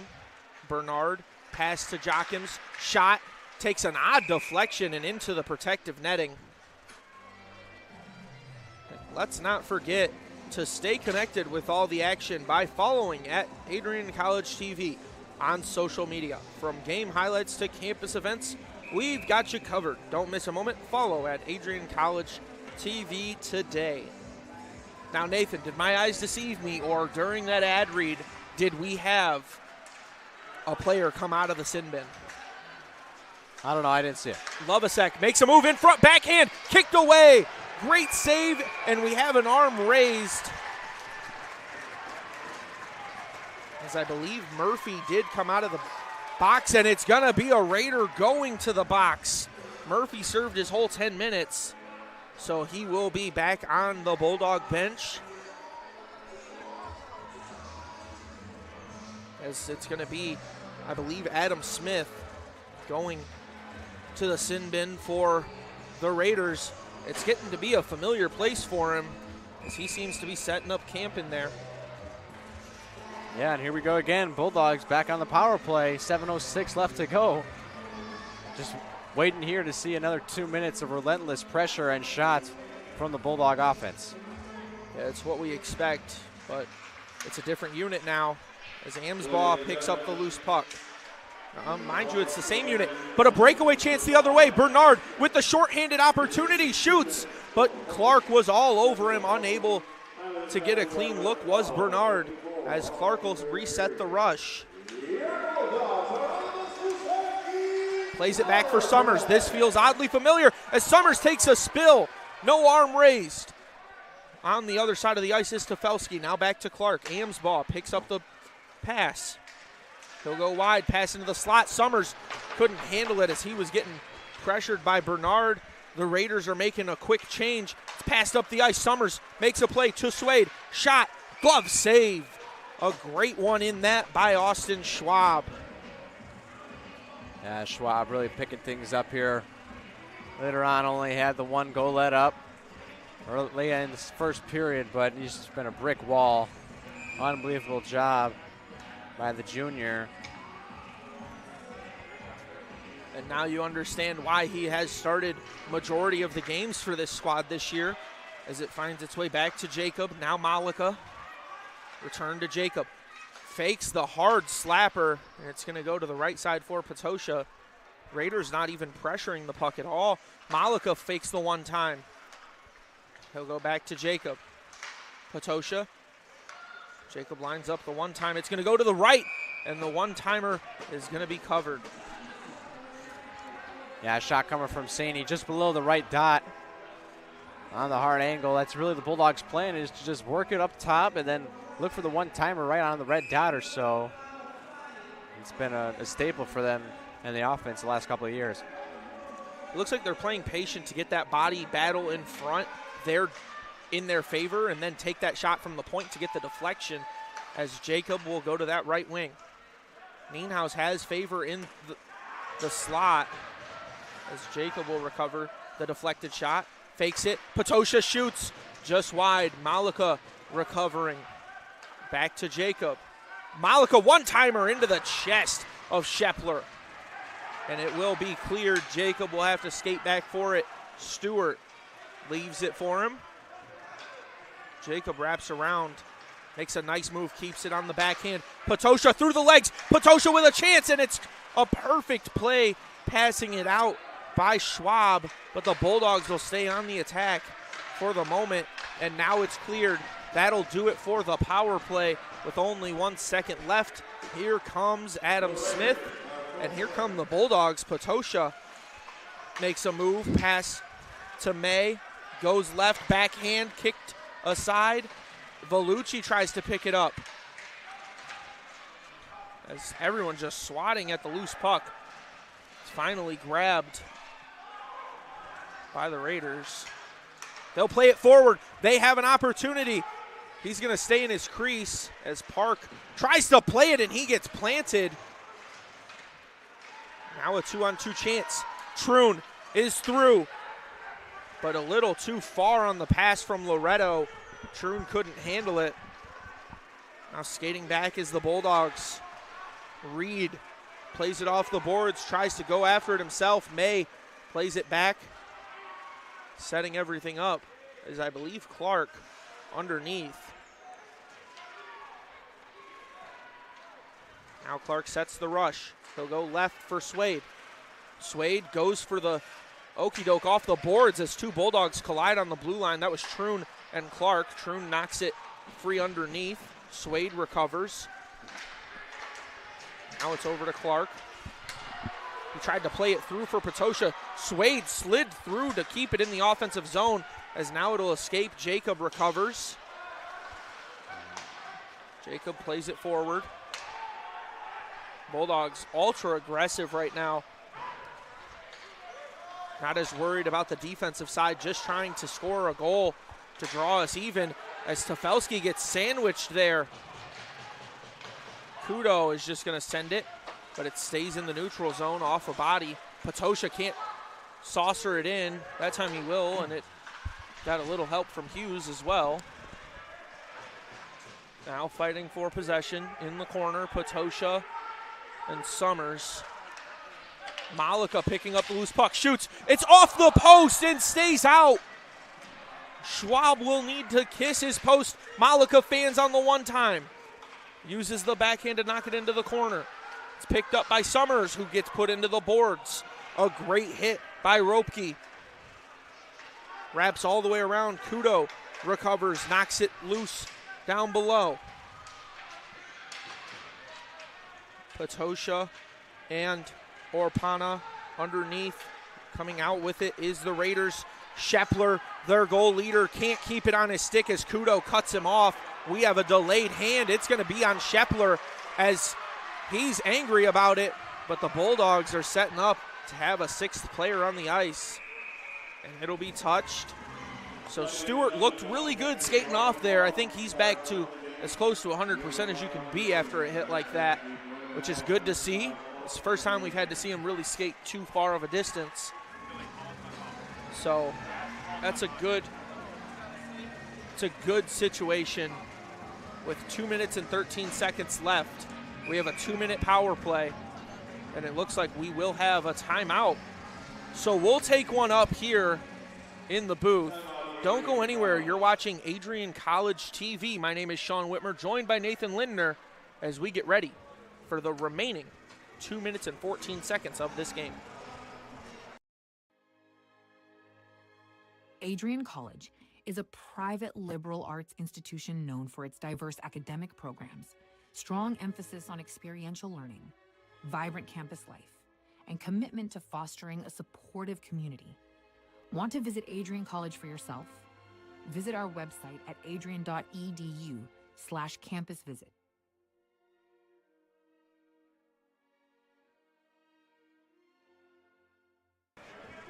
Hello and welcome back here in the AIA. It was just a short break. There's 10 seconds remaining in the timeout, and then we're going to get underway. And don't adjust your YouTube. The scoreboard didn't change. We just added a little something to it real quick. Care to take it away, Nathan? Yeah, it's a shots on goal, 14-41, basically mirror images of each other. MSOE has 14, Adrian 41, pretty obvious up there. But like we said, really the last 2 minutes, it's been the whole game. Adrian has applied pressure relentlessly in their offensive zone, absolutely peppering Austin Schwab in net, making him earn it, and he has done a very good job here tonight. No matter how the score ends up, he's going to have a pretty good stat line. 41 minus 1 gives us 40 saves on the game so far. As Summers, and they'll start early, so we'll restart.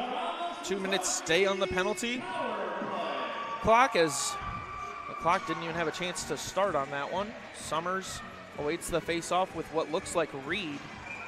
Haven't seen, actually that might be Jones. Just about to say I haven't seen him in a while. Clark gives to Amsbaugh. Cross-ice pass, Potosha, and diving for it was Schwab. As Clark will reset it back to Amsbaugh.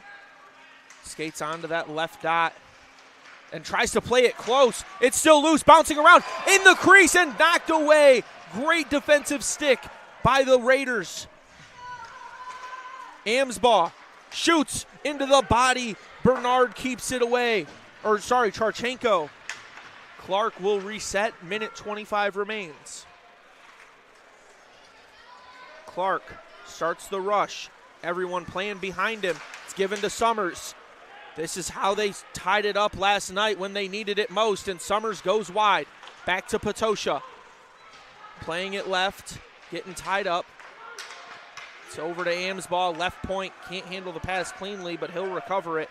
Stewart's going to the bench as they pull the goalie, and we're going to have 6-on-4 for the next 57 seconds. Bulldogs need to answer. That is what they need right now, more than anything. Yeah, they need that equalizer to force overtime here in this game. 2:69 seconds left in the third period. They just got, a chance here. They got the power play, 6-on-4 advantage. Not much more you can ask for. I feel like it's a fitting time to mention the last time we went to a mini game here in the AIA, the Bulldogs were playing against MSOE, and MSOE came out with the win. So might be a little bit of rewriting history. Still 6-on-4. It's saucered down the middle. It'll carry right. No empty netter. So we will restart with Amsbaugh. 6-on-4. Minute remains in the game. Bulldogs go left, up the middle. It's kicked away, and it's going to be off the board, so no chance at a goal. 30 seconds remain. Bulldogs need to be quick. Raiders make a change. Summers keeps it on his stick. He'll go through everyone. Summers shoots, and it's off the body. Schwab covers it. We're going to have a face-off. Bulldogs need to keep their wits about them. They can't afford to send a player to the box right now with 35 seconds left. Yeah, Bulldogs not really good set there in the last couple of seconds, or the last minute or so. haven't had much offensive zone time, just been chasing the puck back in their own end.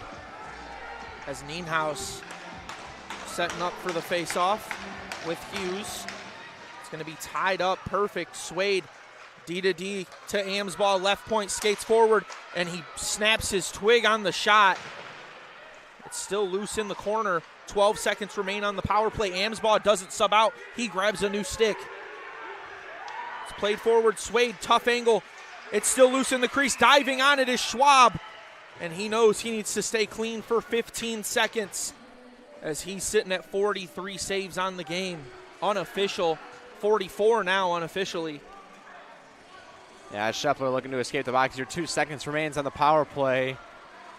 For the Raiders, they'll just be looking to clear it one last time. And with no goalie, I don't believe they can call icing. I'm not sure. I think you're right, though. As, yeah, Scheffler is about as eager as you can get trying to come out. Face-off win here. It'll go back. Scheffler will be at center ice. So, got to win the face-off if you're the Bulldogs. As they will. Scheffler just comes into play. Amsbaugh. Time running down. 6 seconds remain. Pass into the slot. It's knocked free. 3 seconds. Recovered by Clark. And that'll do it for the time as the Raiders will win in regulation. 2-1 the score, and a massive discrepancy on the shots on goal with 45-14 unofficially. Just a big moment. And as we mentioned, the last time we went to a mini game, it was this men's NCAA Bulldogs team facing off against the MSOE Raiders. Yeah, so with MSOE winning in regulation here, both teams, they can take a deep breath, right? It's not over. Bulldogs still have a chance to come out today and advance to the semifinals. Yeah, and as you mentioned, it's not over for either team. They're going to clean the ice. They're going to get back to going with it. They are starting from zero. It's 0-0, 20 on the clock. You have 1 period to play. Everything's reset. We're going to redo starting lineups. We're going to redo everything. It's going to feel like we're starting a brand new game. However, just 1 period. As we listen to our PA give us the rules. So, as I mentioned before the start of this period, it is going to be a 20-minute running period, so it's not sudden death. We're going to keep going. It's played like a normal period to start the game, except this time, if they tie at 1, we're going to sudden death overtime. And that's going to do it for us here. We're going to still cover that mini game. Don't go anywhere. My name is Sean Whitmer, joined with Nathan Lindner, and we'll be right back here on ACTV.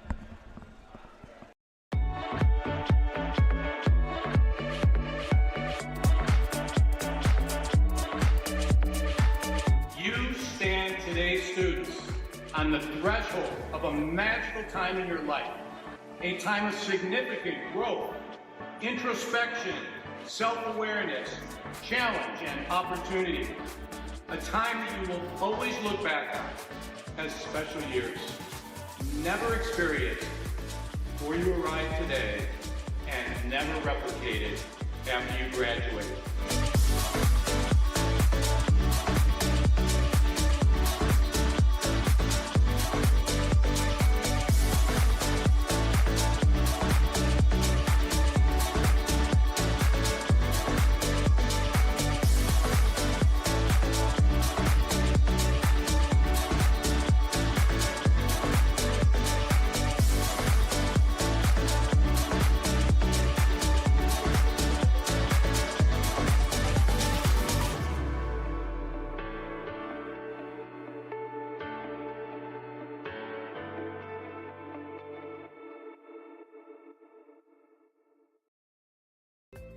The Adrian College Media Production House provides opportunities for students to learn and grow live on the airwaves, just like Matt Kibbe. I've gotten a chance to create a relationship with coaches and teams and learn more from people instead of trying to teach myself something. Gotten an opportunity to expand my knowledge of sports, hone in on my skills as a broadcaster, learn about equipment in different ways. You get more of a connection with professors as well. Providing opportunities, growing leadership. The Adrian College Media Production House. Thanks for tuning in.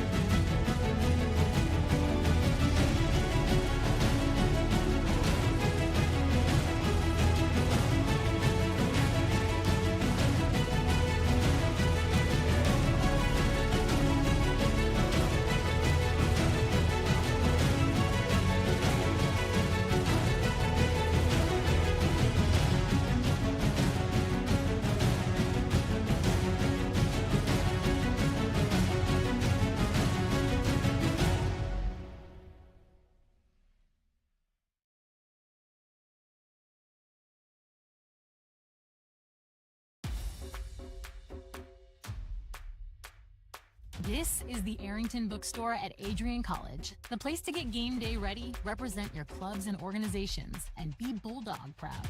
With a wide selection of merchandise and a smile at every visit, stop by inside the Kane Student Center to pick up your Adrian College wares and make it another great day to be a Bulldog.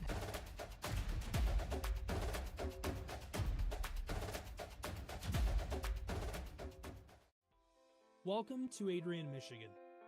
We're located in a proud college town.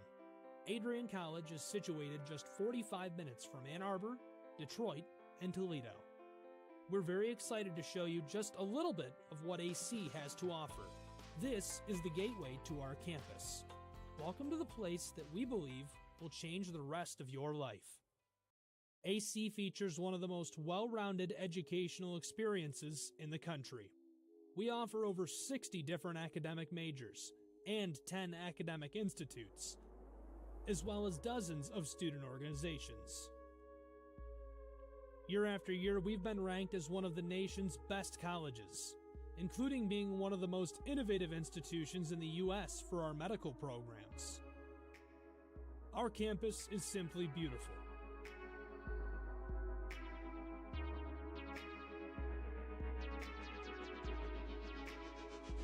Our student-to-faculty ratio is an incredible 13 to 1.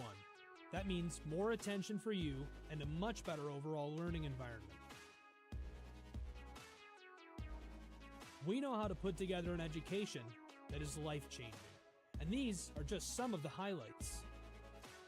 From our communication arts program, to our many performing arts, to the home of business on campus, to our sciences and medical studies, we have the spaces where you can grow into the professional that you want to become. Our first-year student experience is award-winning. You'll make lifelong friends here, meet mentors, and maybe even meet that special someone. The Kane Student Center is open 24 hours a day, and there's a lot going on here. The Bulldog Beanery has all of your hot drinks. Pause and Go is our on-campus convenience store. The bookstore is where you'll get all of your Bulldog gear, and you can just hang out and study in the skyboxes. Not far away is the Shipman Library. The Shipman has quiet, relaxing spaces for you to study in. You can check out books from thousands of libraries around the country, and the Shipman is open 24 hours as well for your convenience. There are hundreds of learning opportunities on campus. In addition to the arts and beautiful facilities, Adrian College is known for its athletic programs. There is nothing like a Saturday game day here in Adrian. The Bulldog football team are 11-time MIAA champions. At Docking Stadium, fans watch soccer, lacrosse, football, and more. Just a few hundred yards away, Adrian College's basketball teams compete. In addition to basketball, fans can enjoy wrestling, acro and tumbling, and volleyball here. We also have a state-of-the-art weight room available to all of our students. When things heat up too much on campus, you can cool off with our ice sports. Our NCAA ice hockey teams are constantly battling in the national playoffs. Just a quick walk down the service drive, we feature one of the best baseball and softball programs in the nation at our level. Soon you'll be able to cross the street and watch men's and women's rugby take to the pitch as well. Our rowing, crew, and top-ranked bass fishing programs compete out of the Adrian College Boathouse, a gorgeous facility just a 15-minute drive north on Devil's Lake. Our students know how to relax in their downtime. When they're not out and about, we have dozens of housing options on campus. With apartments right in the mix of things, you can pick what works best for you. We've also recently renovated a few of our housing options. Adrian College is a Methodist-affiliated institution that has been changing lives since 1859. The modern liberal arts education offered by our faculty is unrivaled. We can't wait to have you on campus and show you around. Visit adrian.edu to schedule a full campus visit today. We'll see you soon.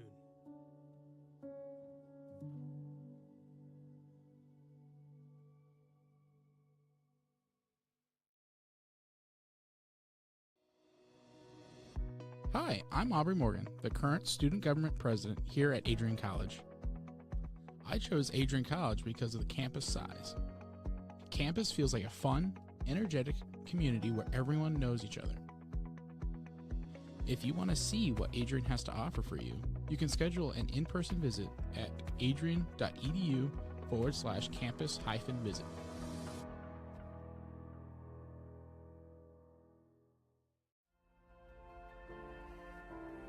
You have earned the right to be here through endless nights of studying, testing, writing, and dedication to learning.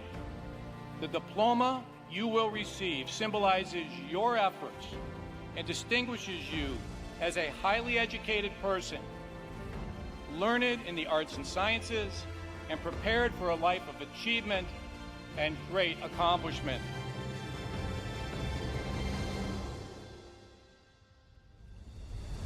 Now, as you face the world outside this academic haven, the concept of courage must not be left behind in your textbooks. It should be as alive in you today as your ambition to change the world for the better. We were all born to be a Bulldog. Life drew us to this school, these people, and this tiny town. You were meant to be here to make a difference and to grow within yourself for the better. But what does it mean to truly be a Bulldog?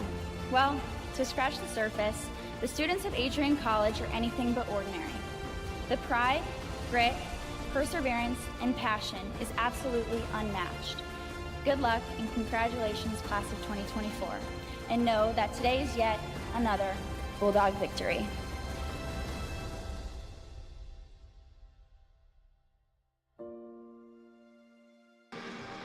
Hello and welcome as we're back.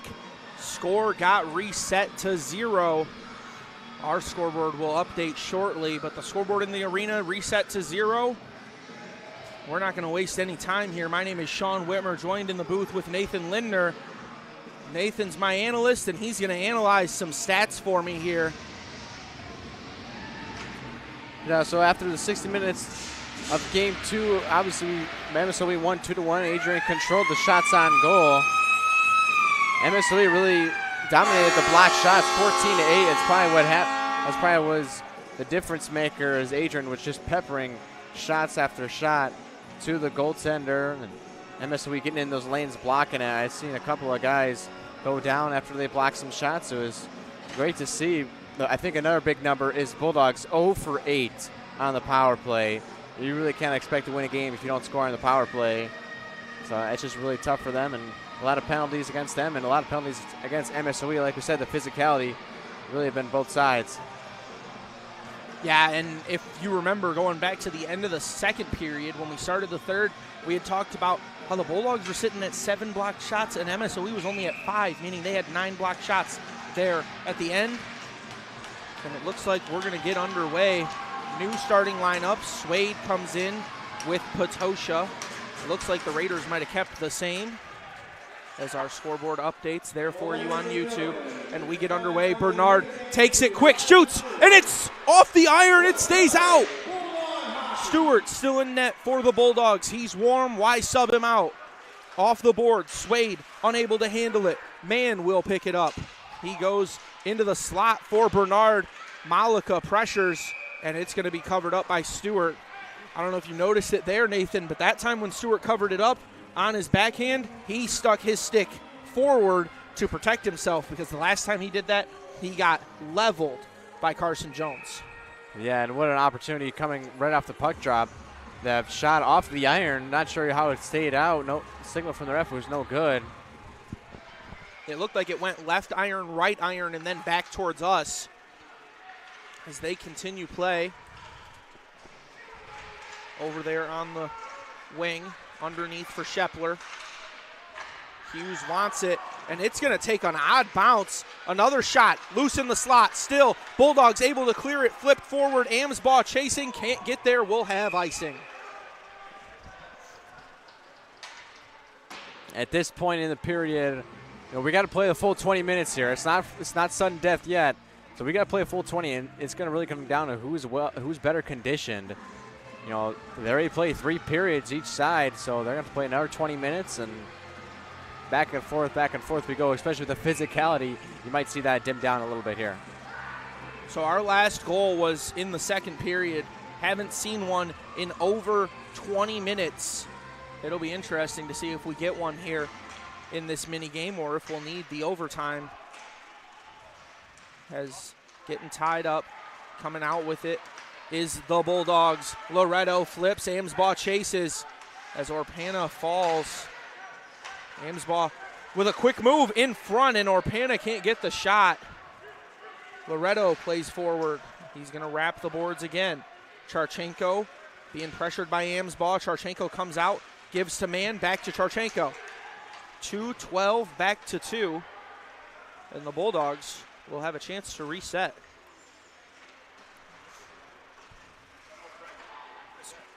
Malika up ice, perfect tape-to-tape pass. Saney comes through, backhand, it's smacked away. A great save there in between the posts as Jacob with a nice spin. He'll saucer it down. So neither team changed their netminder as Smith will flip it forward. And Whaley unable to make contact with it. Lovasek able to flip it into the offensive zone. Picking it up is Ropke. Nice use on the glass. Park with a nice pass. Scratched in the first game. He's here now. It's Bossy. As it bounces around. Whaley. As he looks for May. Still battling for possession. That's another thing we hadn't mentioned. If they were scratched for the first game, they were allowed to dress for this mini game and the ensuing overtime periods. As Patosha flips this one, and if the netting wasn't there, it might have gone through the side of the building. Yeah, so interesting to note there that the scratches for the first game can now play, and those actually could be difference makers because they didn't play in the first game. So now they're going to be fresh off the bench, haven't played a full 60 minutes. They might be the ones coming out here skating up and down with all the energy. I'm sure the coaches will be looking to them to apply some leadership. So far, only new legs I've seen is number 91, Jacob Bossy for the Raiders. Played yesterday, was scratched to start the first game as Swade gets screened by the line judge. And it looks like puck might have been, it looks like they're calling offside, so we're going to have a neutral zone face-off there on the far dot. Yeah, I thought that was the right call there. Puck just got across the blue line as Swade was trying to smack it back in. Yeah, and the Bulldogs just trying to stay aggressive here. Swade, it's been a little bit of a longer shift for the Bulldogs starting line. Played 3 minutes and had multiple chances to sub off. Swade keeps it on his stick. Use the boards. Over to Malika, flipped, caught. Great hands there by Tefelski. We're going to have some substitutions, but Swade, not one of them. Been on the ice the longest, I think. Now he will get off. Patosha still pressuring Charchenko, who wraps the boards, and a big hit. Orpana lost his footing as Loretto comes in to help him. May have been mistaken. I think we've gone to 2 different lines because this is the second time that the Orpana line has been out there for the Bulldogs. Great pass up to Dickey, who will saucer one for a line change. Kudo cuts it off. Nice backhand, but it's picked up by Bernard. We've seen his danger in this series. Great use of the boards. Bulldogs, 3-on-2 opportunity. Orpana goes around. Pass in front, Loretto, shot blocked.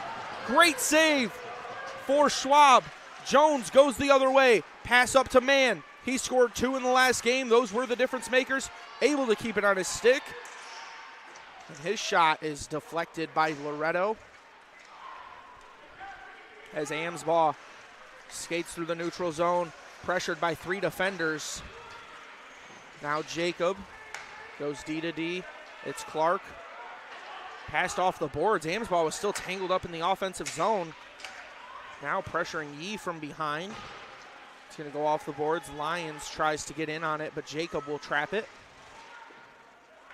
Wraps to Clark, who flips all the way down. Clark took a big hit after. Jockham's to Lyons, stolen by Jacob, and stolen right back. Bossy, the freshest legs. He shoots. It's blocked. Still loose. Poked away by Lovasek. And Bossy will recover the loose puck. It goes back to Jockham's. Shot off the body of two players tangled in front. It was Jacob and I believe Yee fighting for positioning. Clark backhands Lovasek in the slot to steal it away. Now flipped, and that's going to hit just about everything in the ceiling, and it eventually comes back down. Yeah, over 5 minutes gone in the period here. Bulldogs is really going back and forth. No one team have any possession, one shot apiece. We sit. Oh, Bulldogs not peppering the goal as much. Probably the legs a little tired.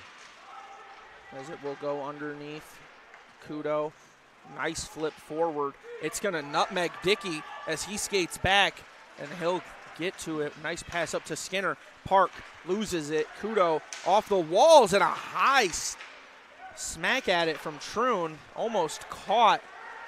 Looked like Charchenko almost got caught in the face with that one. Got caught in the face with a lot of snow as Kargas puts the brakes on. Shoots. It sounded like it got deflected before it got there. As Troon pulls up before making contact. Not a lot of contact in this period as we've had a lot of back and forth. Sent in by Kudo. Battling for position as Malika goes over to Clark. Now Patosha. Nice move. Keeping it on his stick. Pass over to Swade. Swade back to Patosha. Can't handle it as it was floating. Swade picks it up. He'll wrap around. Wrap back. Back pass, Jacob. Clark inside Patosha. Spin shot. Tipped by Swade and knocked away. Great stick work there by Schwab.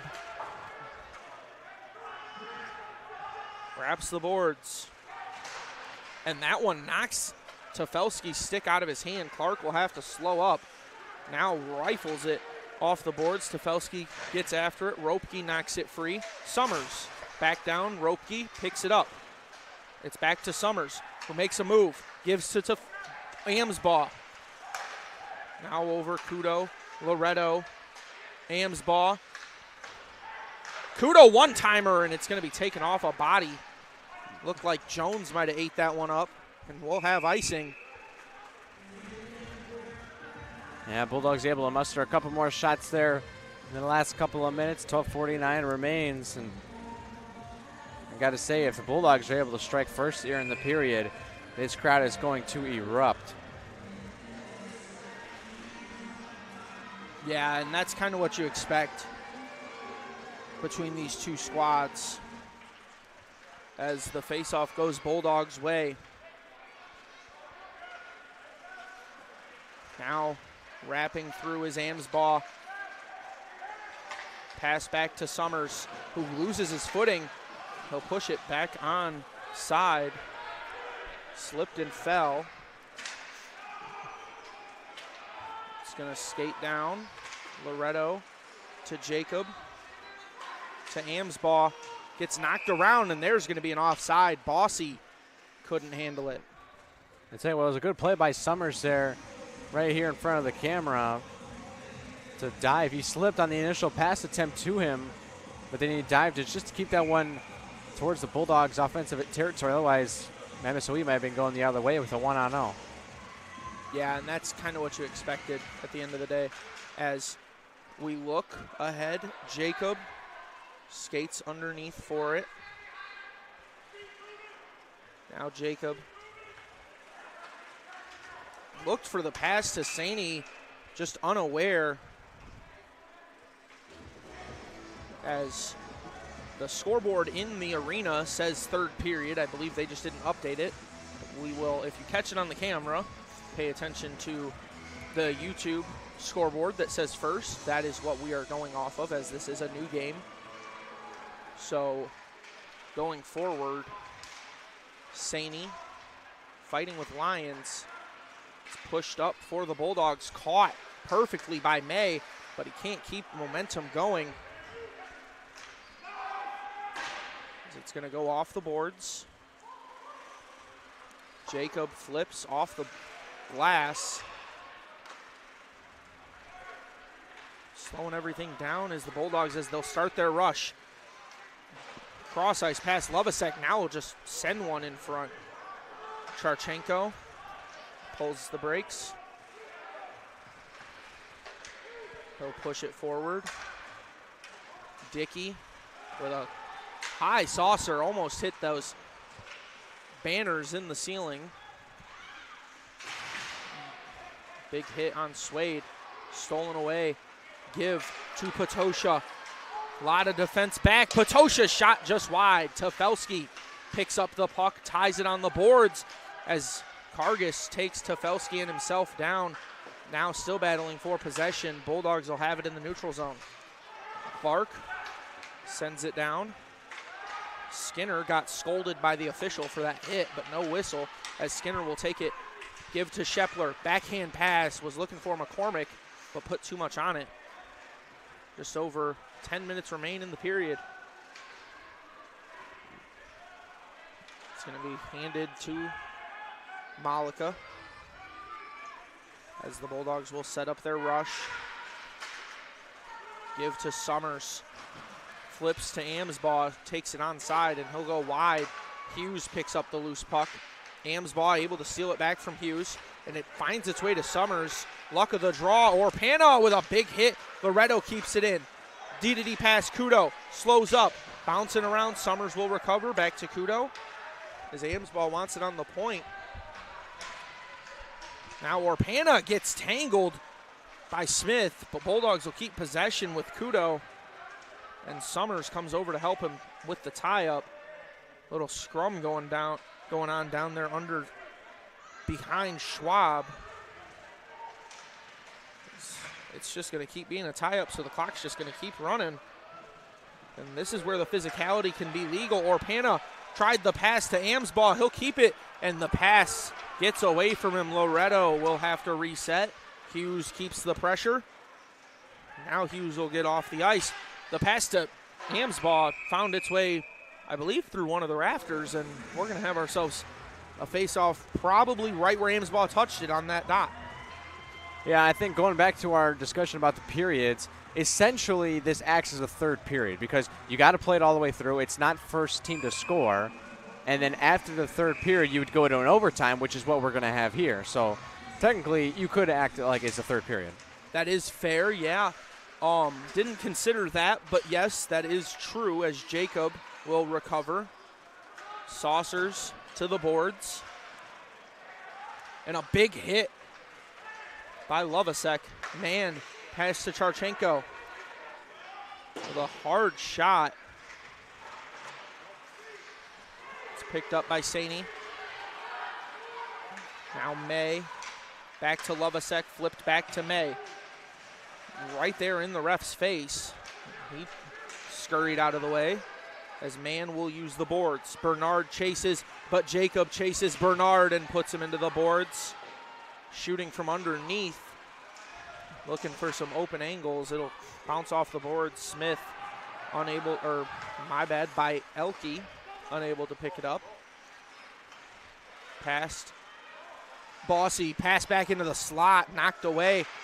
8 minutes remain in the game as Yee passes back into the crease as this one will carry him out of play. So don't forget, as you don't want to miss, Cameron Marlowe, who will be live at Adrian College on March 21st. It's part of his Keeping the Lights On tour, and general admission tickets are just $50. However, AC students get in free. Grab yours today at adriancollege.hometownticketing.com. Let's fill the house and keep the music going. As the face-off leads to a tie-up, grabbed by Clark. Sets up a mini rush here in the mini game. Pass to Troon, who can't handle everything cleanly. Troon recovers, pass, shot, and it's a great save. That was Vellucci on the shot. It was Schwab on the save. Wow, what an opportunity there. One-time shot, mere feet away from Schwab, and he's able to just take it and save it. Keep this mini game scoreless. Still, the lack of shots has really stood out to me in this one. Only 4-2, and we're about over 12 minutes into the period. Yeah, it's a mounting situation. Less physicality because they've already played 60 minutes. As this shot just wide, Loretto picks it up. He'll flip it to the other side. Potosha tries to smack it back, and he will. It's now knocked into the offensive zone as Bossy gets planted by Suede in the neutral zone.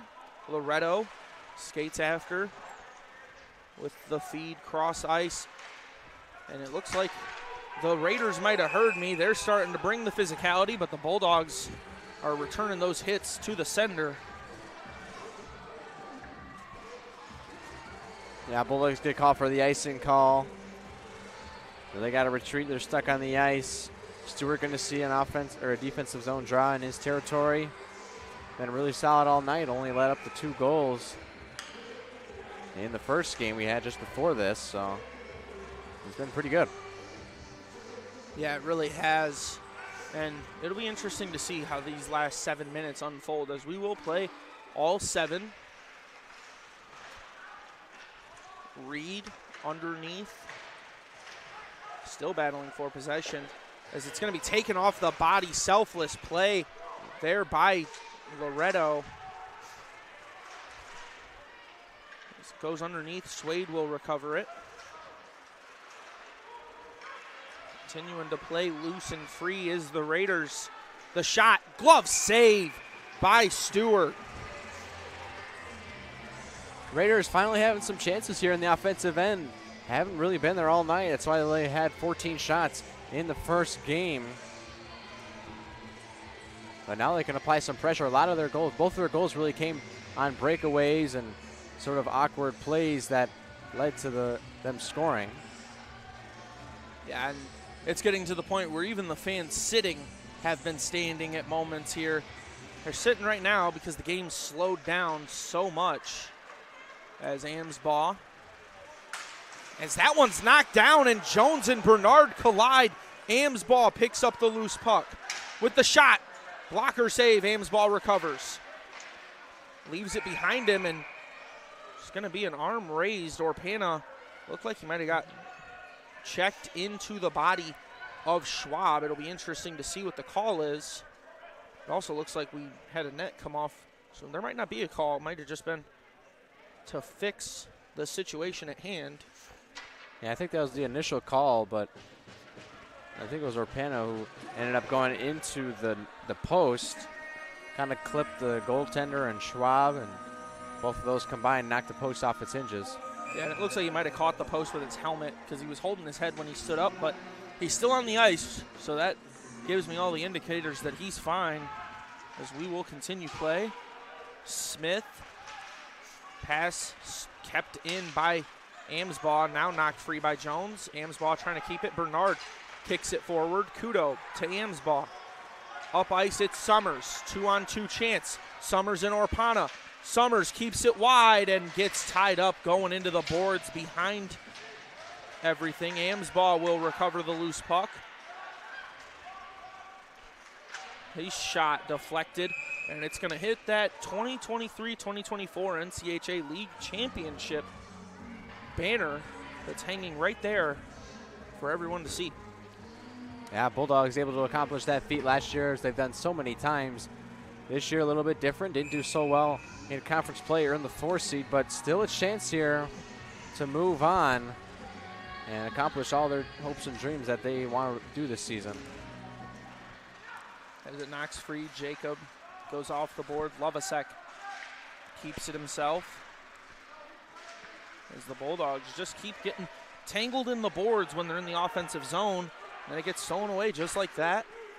Pushed up, Yee plays it deep, and it takes a friendly bounce right into the glove of Dershawn Stewart, almost like a first baseman making a pick. Yeah, exactly. Really caught the thing on a one hop, tough for any player. Stewart's got the The goalie man almost acts like a first baseman, and how different it is. Nice scoop we got there. Now getting tangled. Jochims shoots into the body. That's just going to be right. It looked like he might have been trying to go 5-hole. And Stewart, so much experience, so many years in between the posts that it's not a spot that he's going to give up from that far away. Yeah, that one almost caught him off guard. As Clark will recover. Skates it forward. Lovasek to Saney. Keeps it wide. He'll knock it in underneath the net. Clark gets tangled. Saney able to tie it, and he's going to take a stick straight to the back. A lot of pressure there being placed by Bielke. Coming out with it is Jochims with some speed. May looking to cut him off. And it's stolen away. Picked back up. No, back to the Bulldogs. Saney chasing after it. Bielke recovers the loose puck. Saney on his hip. He'll come away as Bielke takes a spill. Pass, shot, deflected, still loose, and it stays clean. The shot from Nienhuis, as this one will deflect up in the air. Under 5 minutes remain.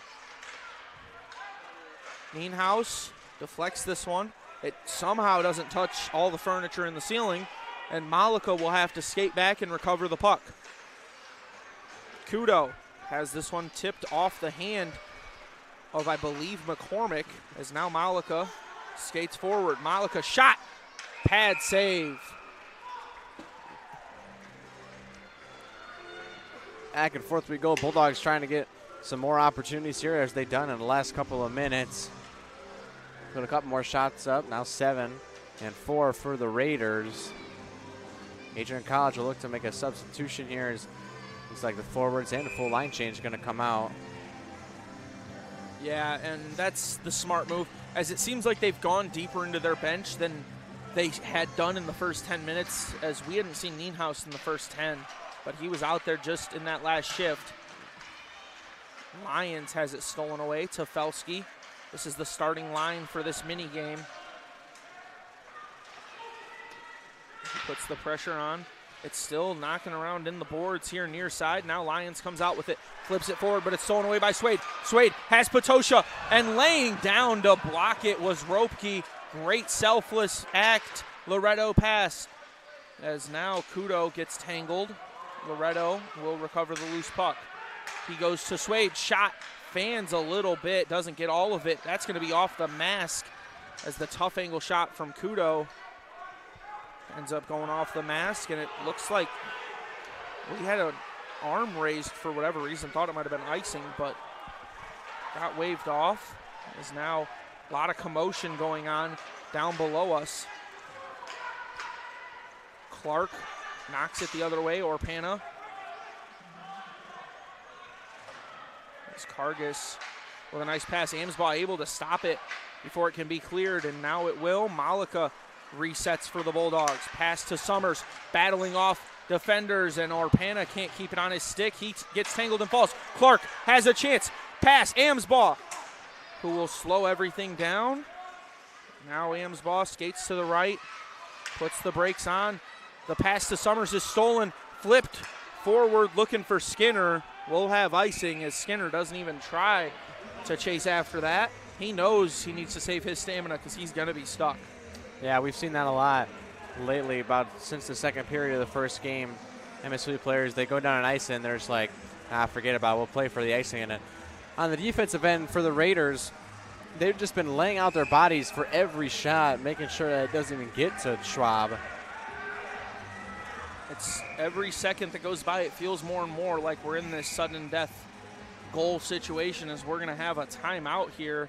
I believe it was called by the Raiders, as that is what our PA does confirm.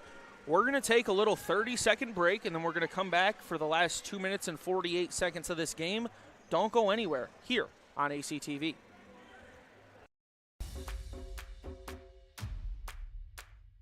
This is the Arrington Bookstore at Adrian College, the place to get game day ready, represent your clubs and organizations, and be Bulldog proud.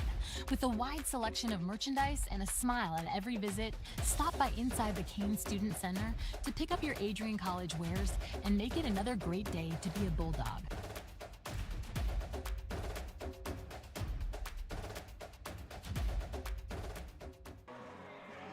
And we're back as we get a perfect shot of the Bulldogs coming out from the break.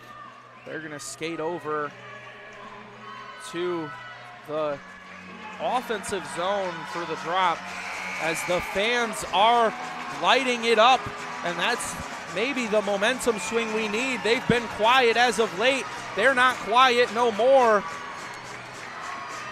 as the Wild Warriors trying to get the fans in attendance excited. Amsbaugh comes out of the face-off with the puck. Gets tangled. It's recovered by Orpana as Amsbaugh takes a spill. D to D off the boards. Jacob plays it underneath. Amsbaugh is there. Right place, right time. Still getting tied up. Summers gets tripped up. No hand. Will continue play. Big hit by Jones. Stood through it was Orpana as it's still late. And now we'll have a whistle. And the arm raised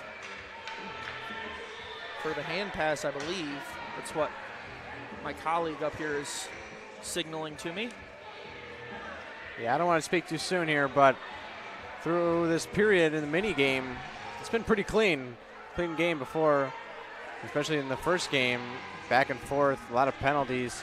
But I think with both teams playing a little more conservative as far as the physicality, has been a lot of penalties. Yes, there has, as Saney will knock this one back. It's kept in by Kudo. The shot takes an odd bounce off the stick of Bernard. Now Bernard able to pick it up. He looks for the pass to Skinner, but it's stolen away by Kudo. Lovasek has Saney rushing up Main Street. Saney fans on the shot attempt. And it's going to be picked up by no one right now. Now Lovasek to Loretto from Kudo. He dumps it underneath. It's going to be recovered by Saney. Now the Raiders will come out with it. Almost felt like Smith might have passed that one to Lovasek for the one-timer. Yeah, easily sticked away by Schwab. And been a lot of offensive zone time here for the Bulldogs. Not much over in Stewart's end. Just a continuation of the outstanding performance here today from Austin Schwab. As Swade awaits the face-off, the team captain trying to keep his team rolling. There's Jacob battles off McCormick. Now Patosha rifles into the body of Smith. He goes down for the moment. He'll go to the bench. McCormick shot off the stick of Clark. Recovered by McCormick. Goes off the boards. Swade picks up the loose puck. Cross-ice pass to Felsky. Underneath, Swade battling, barely avoids the net as he falls down. Now spinning through. It's knocked forward by Patosha. Swade, quick hands, tries to feed it as we have 1 minute remaining in this mini game. And then we'll move forward. It's going to bounce off the boards. Good pass, wide left. Raiders feel like they're playing full defense right now as it's going to be stolen away by Loretto. And Loretto goes off the boards. Summers, 30 seconds remain, and they're going to be offside. Amsbaugh couldn't hold the line, so we're going to have a neutral zone draw right here in front of us with 30 seconds left on the clock. Yeah, just a tough play there for Amsbaugh. Kind of skating backwards, got caught up as Summers was coming right at him, trying to enter the zone. I think it's safe to say we've entered where one goal will end it from either team as Park tries to push it. A lot of friendly contact there, but Orpana to Amsbaugh. Flips it forward. Summers couldn't handle it. It'll be recovered by Loretto. Passed back to Kudo. Summers plays it behind him, and Park can't handle the pass cleanly. Could have set up a break. 3 seconds remain. I believe we'll have overtime as that's an odd situation there by Elke. Caught it, looked up at the clock, held on to it, and then started running with it like it was a football. So not too sure why he thought that was the best idea, but I'm surprised he didn't get tackled like it was football. As now we'll prepare for overtime, I believe. So it's going to be 5-on-5. First goal will win the game. It looks like a little miscommunication here as the Raiders are going to the bench or going to the locker room. However, the Bulldogs are staying out. I mean, Stewart's skating back to his crease. Some of the Bulldogs went back. Stewart was grabbing his water. That's fair. Now the Bulldogs are going to go back, and it looks like we'll have a 15-minute intermission to get this ice cleaned up after 20 minutes of play. So unlike normal overtime rules where we do 3v3 and then 1-minute intermission, we're doing a full 15-minute intermission, and we're going to have overtime here in the quarterfinals of the Harris Cup. My name is Sean Whitmer, joined in the booth with Nathan Lindner. Any final thoughts before we go to the break, Nathan? I just think it's really going to come down to what team has more shots on goal, and right now it's really been the Bulldogs. They put 10 up, and MSOE only had 4, but MSOE still does come away with some breakaway chances, and that's how they won Game 2 of this series. But Bulldogs have a lot of pressure, and really interesting to see that no penalties in that last period. So I think they said they're going to come out 3-on-3. Is that correct in overtime? It's 5-on-5 for this. 5-on-5. Yep. Okay. 20-minute overtime periods, 5-on-5. So it's going to feel like a normal game, but it's golden goal. Right, golden goal is going to be 5-on-5. So it'll be interesting to see if one team does commit a penalty. That could be a difference maker going forward. I couldn't agree more. And we'll have all that action for you next here on ACTV. Don't go anywhere. Just a short intermission.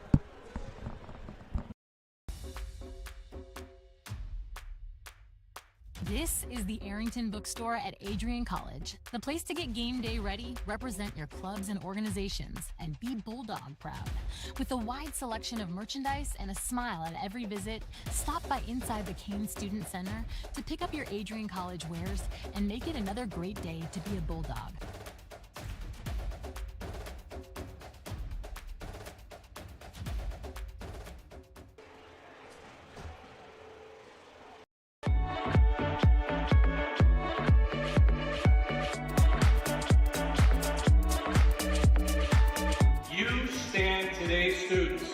On the threshold of a magical time in your life, a time of significant growth, introspection, self-awareness, challenge, and opportunity. A time that you will always look back on as special years, never experienced before you arrive today, and never replicated after you graduate.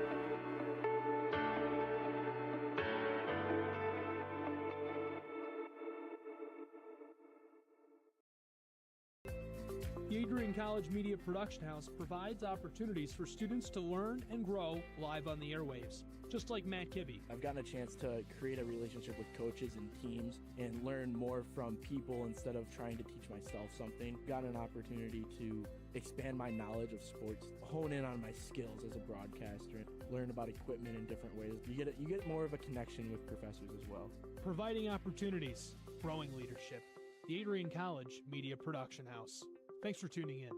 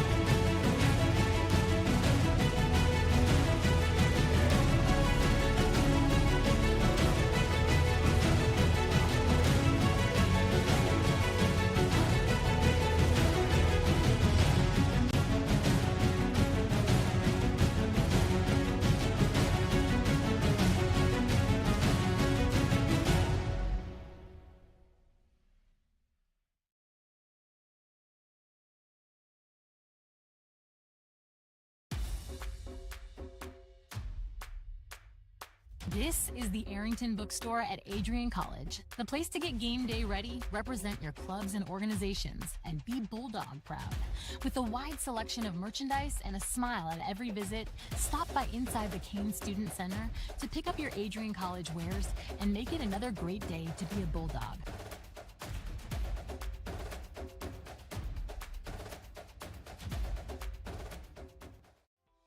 Welcome to Adrian, Michigan.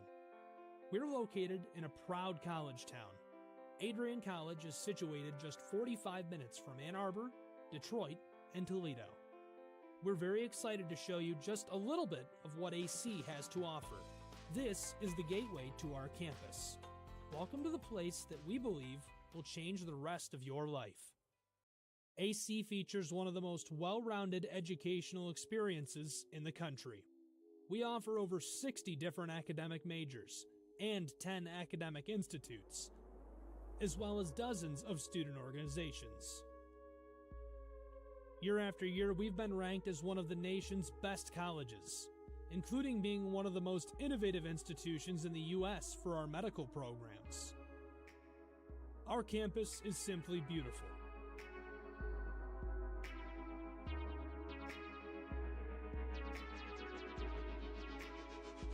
Our student-to-faculty ratio is an incredible 13-to-1. That means more attention for you and a much better overall learning environment. We know how to put together an education that is life-changing, and these are just some of the highlights. From our communication arts program, to our many performing arts, to the home of business on campus, to our sciences and medical studies, we have the spaces where you can grow into the professional that you want to become. Our first-year student experience is award-winning. You'll make lifelong friends here, meet mentors, and maybe even meet that special someone. The Kane Student Center is open 24 hours a day, and there's a lot going on here. The Bulldog Beanery has all of your hot drinks. Pause and Go is our on-campus convenience store. The bookstore is where you'll get all of your Bulldog gear, and you can just hang out and study in the skyboxes. Not far away is the Shipman Library. The Shipman has quiet, relaxing spaces for you to study in.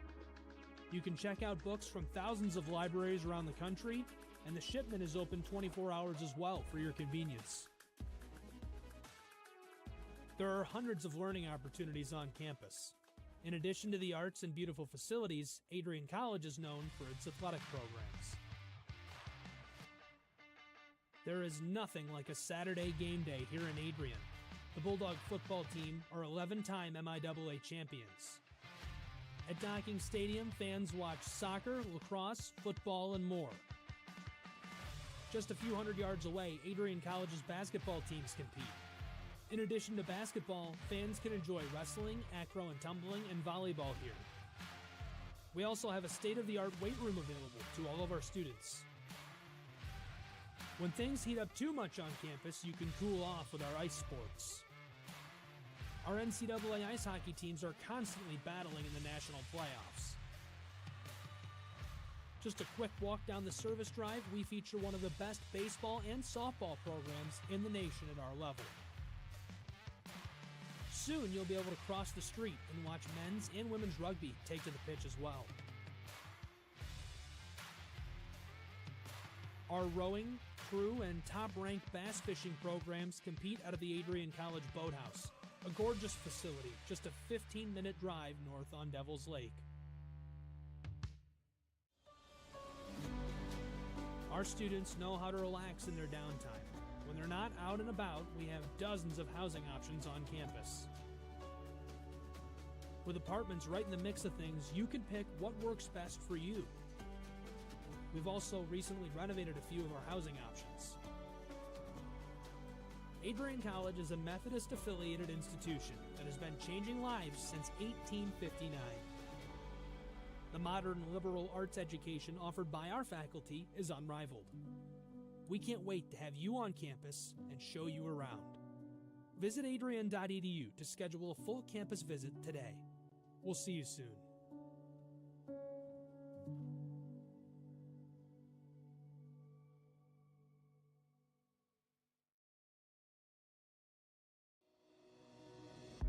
Hi, I'm Aubrey Morgan, the current student government president here at Adrian College. I chose Adrian College because of the campus size. Campus feels like a fun, energetic community where everyone knows each other. If you want to see what Adrian has to offer for you, you can schedule an in-person visit at adrian.edu/campus-visit.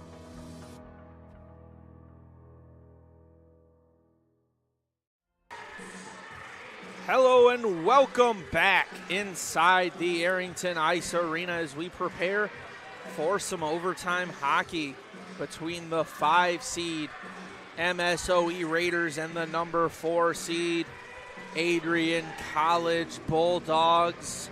Bulldogs have home ice. We'll see if that plays into a factor. How are you feeling as we go into sudden death overtime, Nathan? I mean, you really wouldn't want to have it any other way, am I right?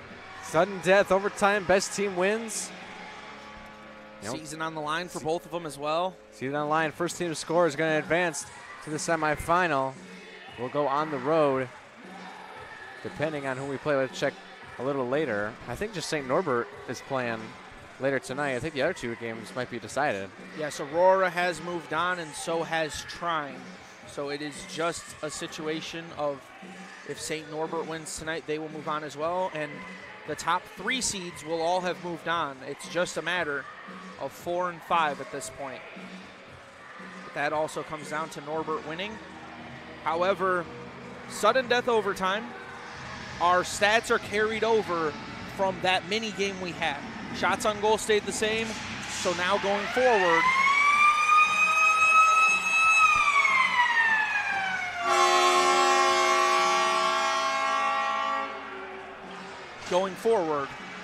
it's going to be carried from those stats. Yeah, 10 shots on goal to 4 in favor of Adrian College. Again, MSOE leading the block shots, and even more so now, Adrian has closed the gap in face-off percentage. MSOE just with a slight 2% advantage, and no penalties we've seen in that short 20-minute mini game. So we'll see with a 5-on-5 play with overtime, if one team has a penalty, that could be really important moving forward. Yeah, it could be, and it's a situation where we're playing 5-on-5 overtime. You don't get to do that unless it's a mini game overtime. You don't get to do that unless it's the Harris Cup quarterfinals, and you don't get to do that unless it's Bulldogs facing off against MSOE. Face-off goes for the Bulldogs. Flipped up ice, long. Potosha can't handle it. Goalies did switch ends there after that period. Kudo will launch one. Can't be scooped. There is a broken twig. Loretto, one-timer tips, bounce around, goes behind. Tefelsky drops to a knee to pick it up. Kudo able to saucer one, looked 5-hole, gets sticked away. Swade picks up the loose puck. He goes around the official as well. Now grabbed by Tefelsky, puts the brakes on, shoots just high, and it won't escape the zone. Loretto able to keep it in. Potosha spin shot off the shins of Bielke. Swade flips. Potosha shoots off the iron. It stays out. Potosha recovers back to Swade, and it's going to skip its way back to Kudo. Orpana can't pick up the loose puck. Raiders looking for their first chance. Jones pass to Park, and they're going to use their first opportunity to make a change. As we'll say, look for an early goal here. Kudo passed up. Charchenko able to steal it away, but his pass to McCormick had a little too much on it. Hughes puts the pressure on Kudo. Can't handle it. Clark passed forward. Summers with pace up the right side. Puts into the board hard. Little sandwich effect there as Malika can't handle it with the broken twig in his way. And the puck is finding the lumber like it's a magnet. Nice use of the stick by May to knock it free. It's going to be off the referee's skate. Once again, we see the lumber move. Amsbaugh. Patient skater through the legs. Stop. Now it's loose. Shoot, Summers. And it's not going to find some twine. It goes through the air. Amsbaugh. Backdoor shoot, scores!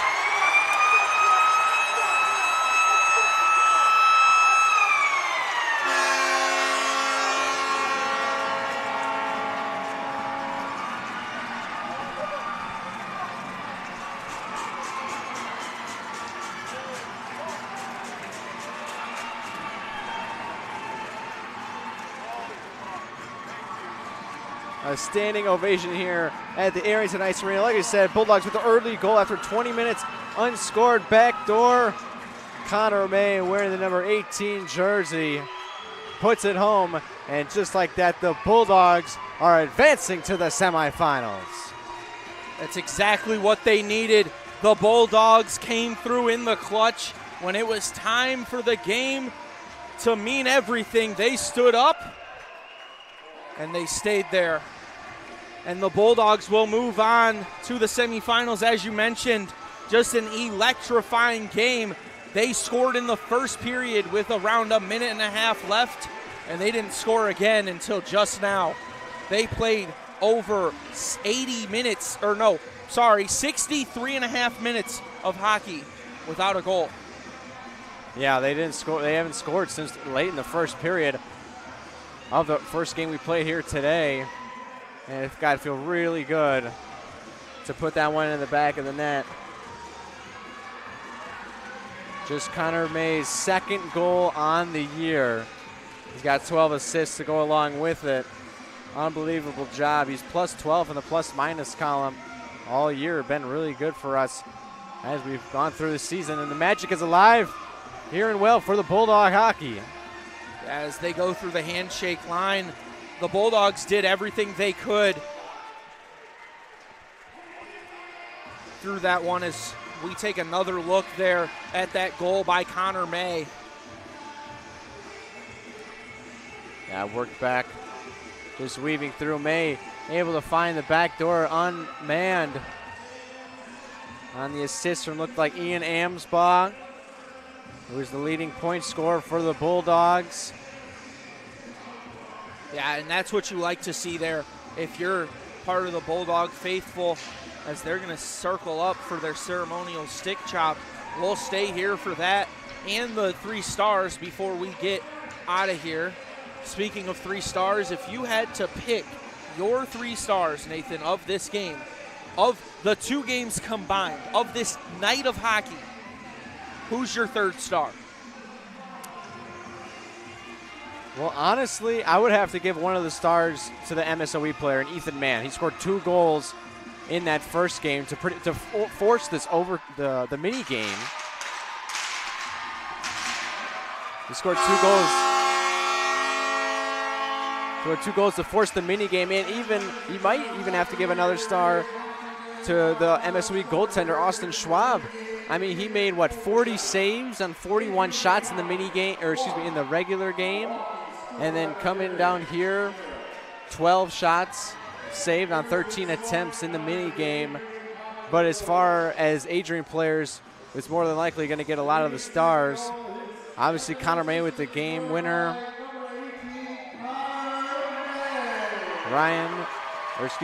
Ian Amsbaugh will probably be in there as well.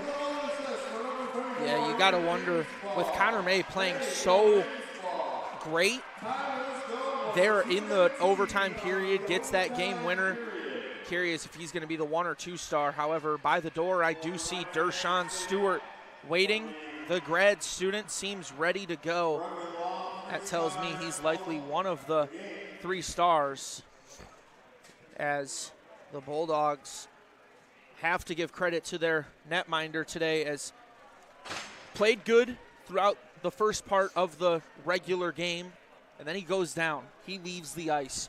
We think that he's done for the game. We think we're going with Nolan Suggs the rest of the way, and he became an absolute trooper, came back out on the ice and stopped everything coming his way since, with what seemed like it was an impending leg injury prior to him leaving. Yeah, just an outstanding comeback. Obviously, he might be another star as well. Had a lot of saves on, not a lot of shots from MSOE though.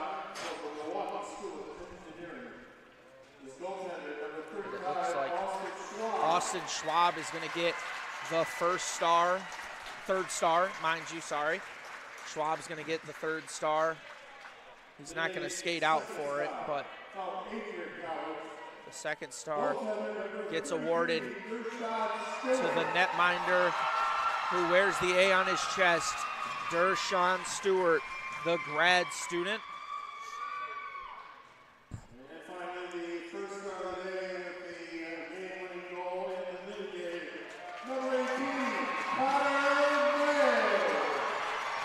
And no surprise there, Connor May gets the first star.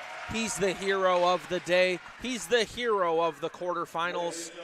And he's the man that moves Adrian in to the next round. It's been an electrifying set of games here. And let's not forget to thank our crew here in ACTV for the day. Director Tate Wise, our action cam, running the action cams for us were Josiah Durrell and Cora Nicolanti, and I'm top cam was Will Hoovener here sticking around for a little bit of extra action. Maybe missing some plans in the meantime, but they stuck around for what will be a piece of history here in the Harris Cup. Any final notes before we get off this one, Nathan? I was going to say Adrian College is probably going to go on the road and face number 1 seed Aurora in the semifinal if St. Norbert can take care of business tonight against Concordia, Wisconsin. So that'll be an interesting one to see. And for Adrian College men's NCAA hockey, they probably played their last game on home ice here this season. Most likely, as we will have the semifinals for the Slots Cup coming back here for women's NCAA hockey next Saturday, March 1st. Make sure to tune in for that one. But that's all we have for this one. My name is Sean Whitmer, joined in the booth with Nathan Lindner. Thank you for watching ACTV, and we'll see you next time.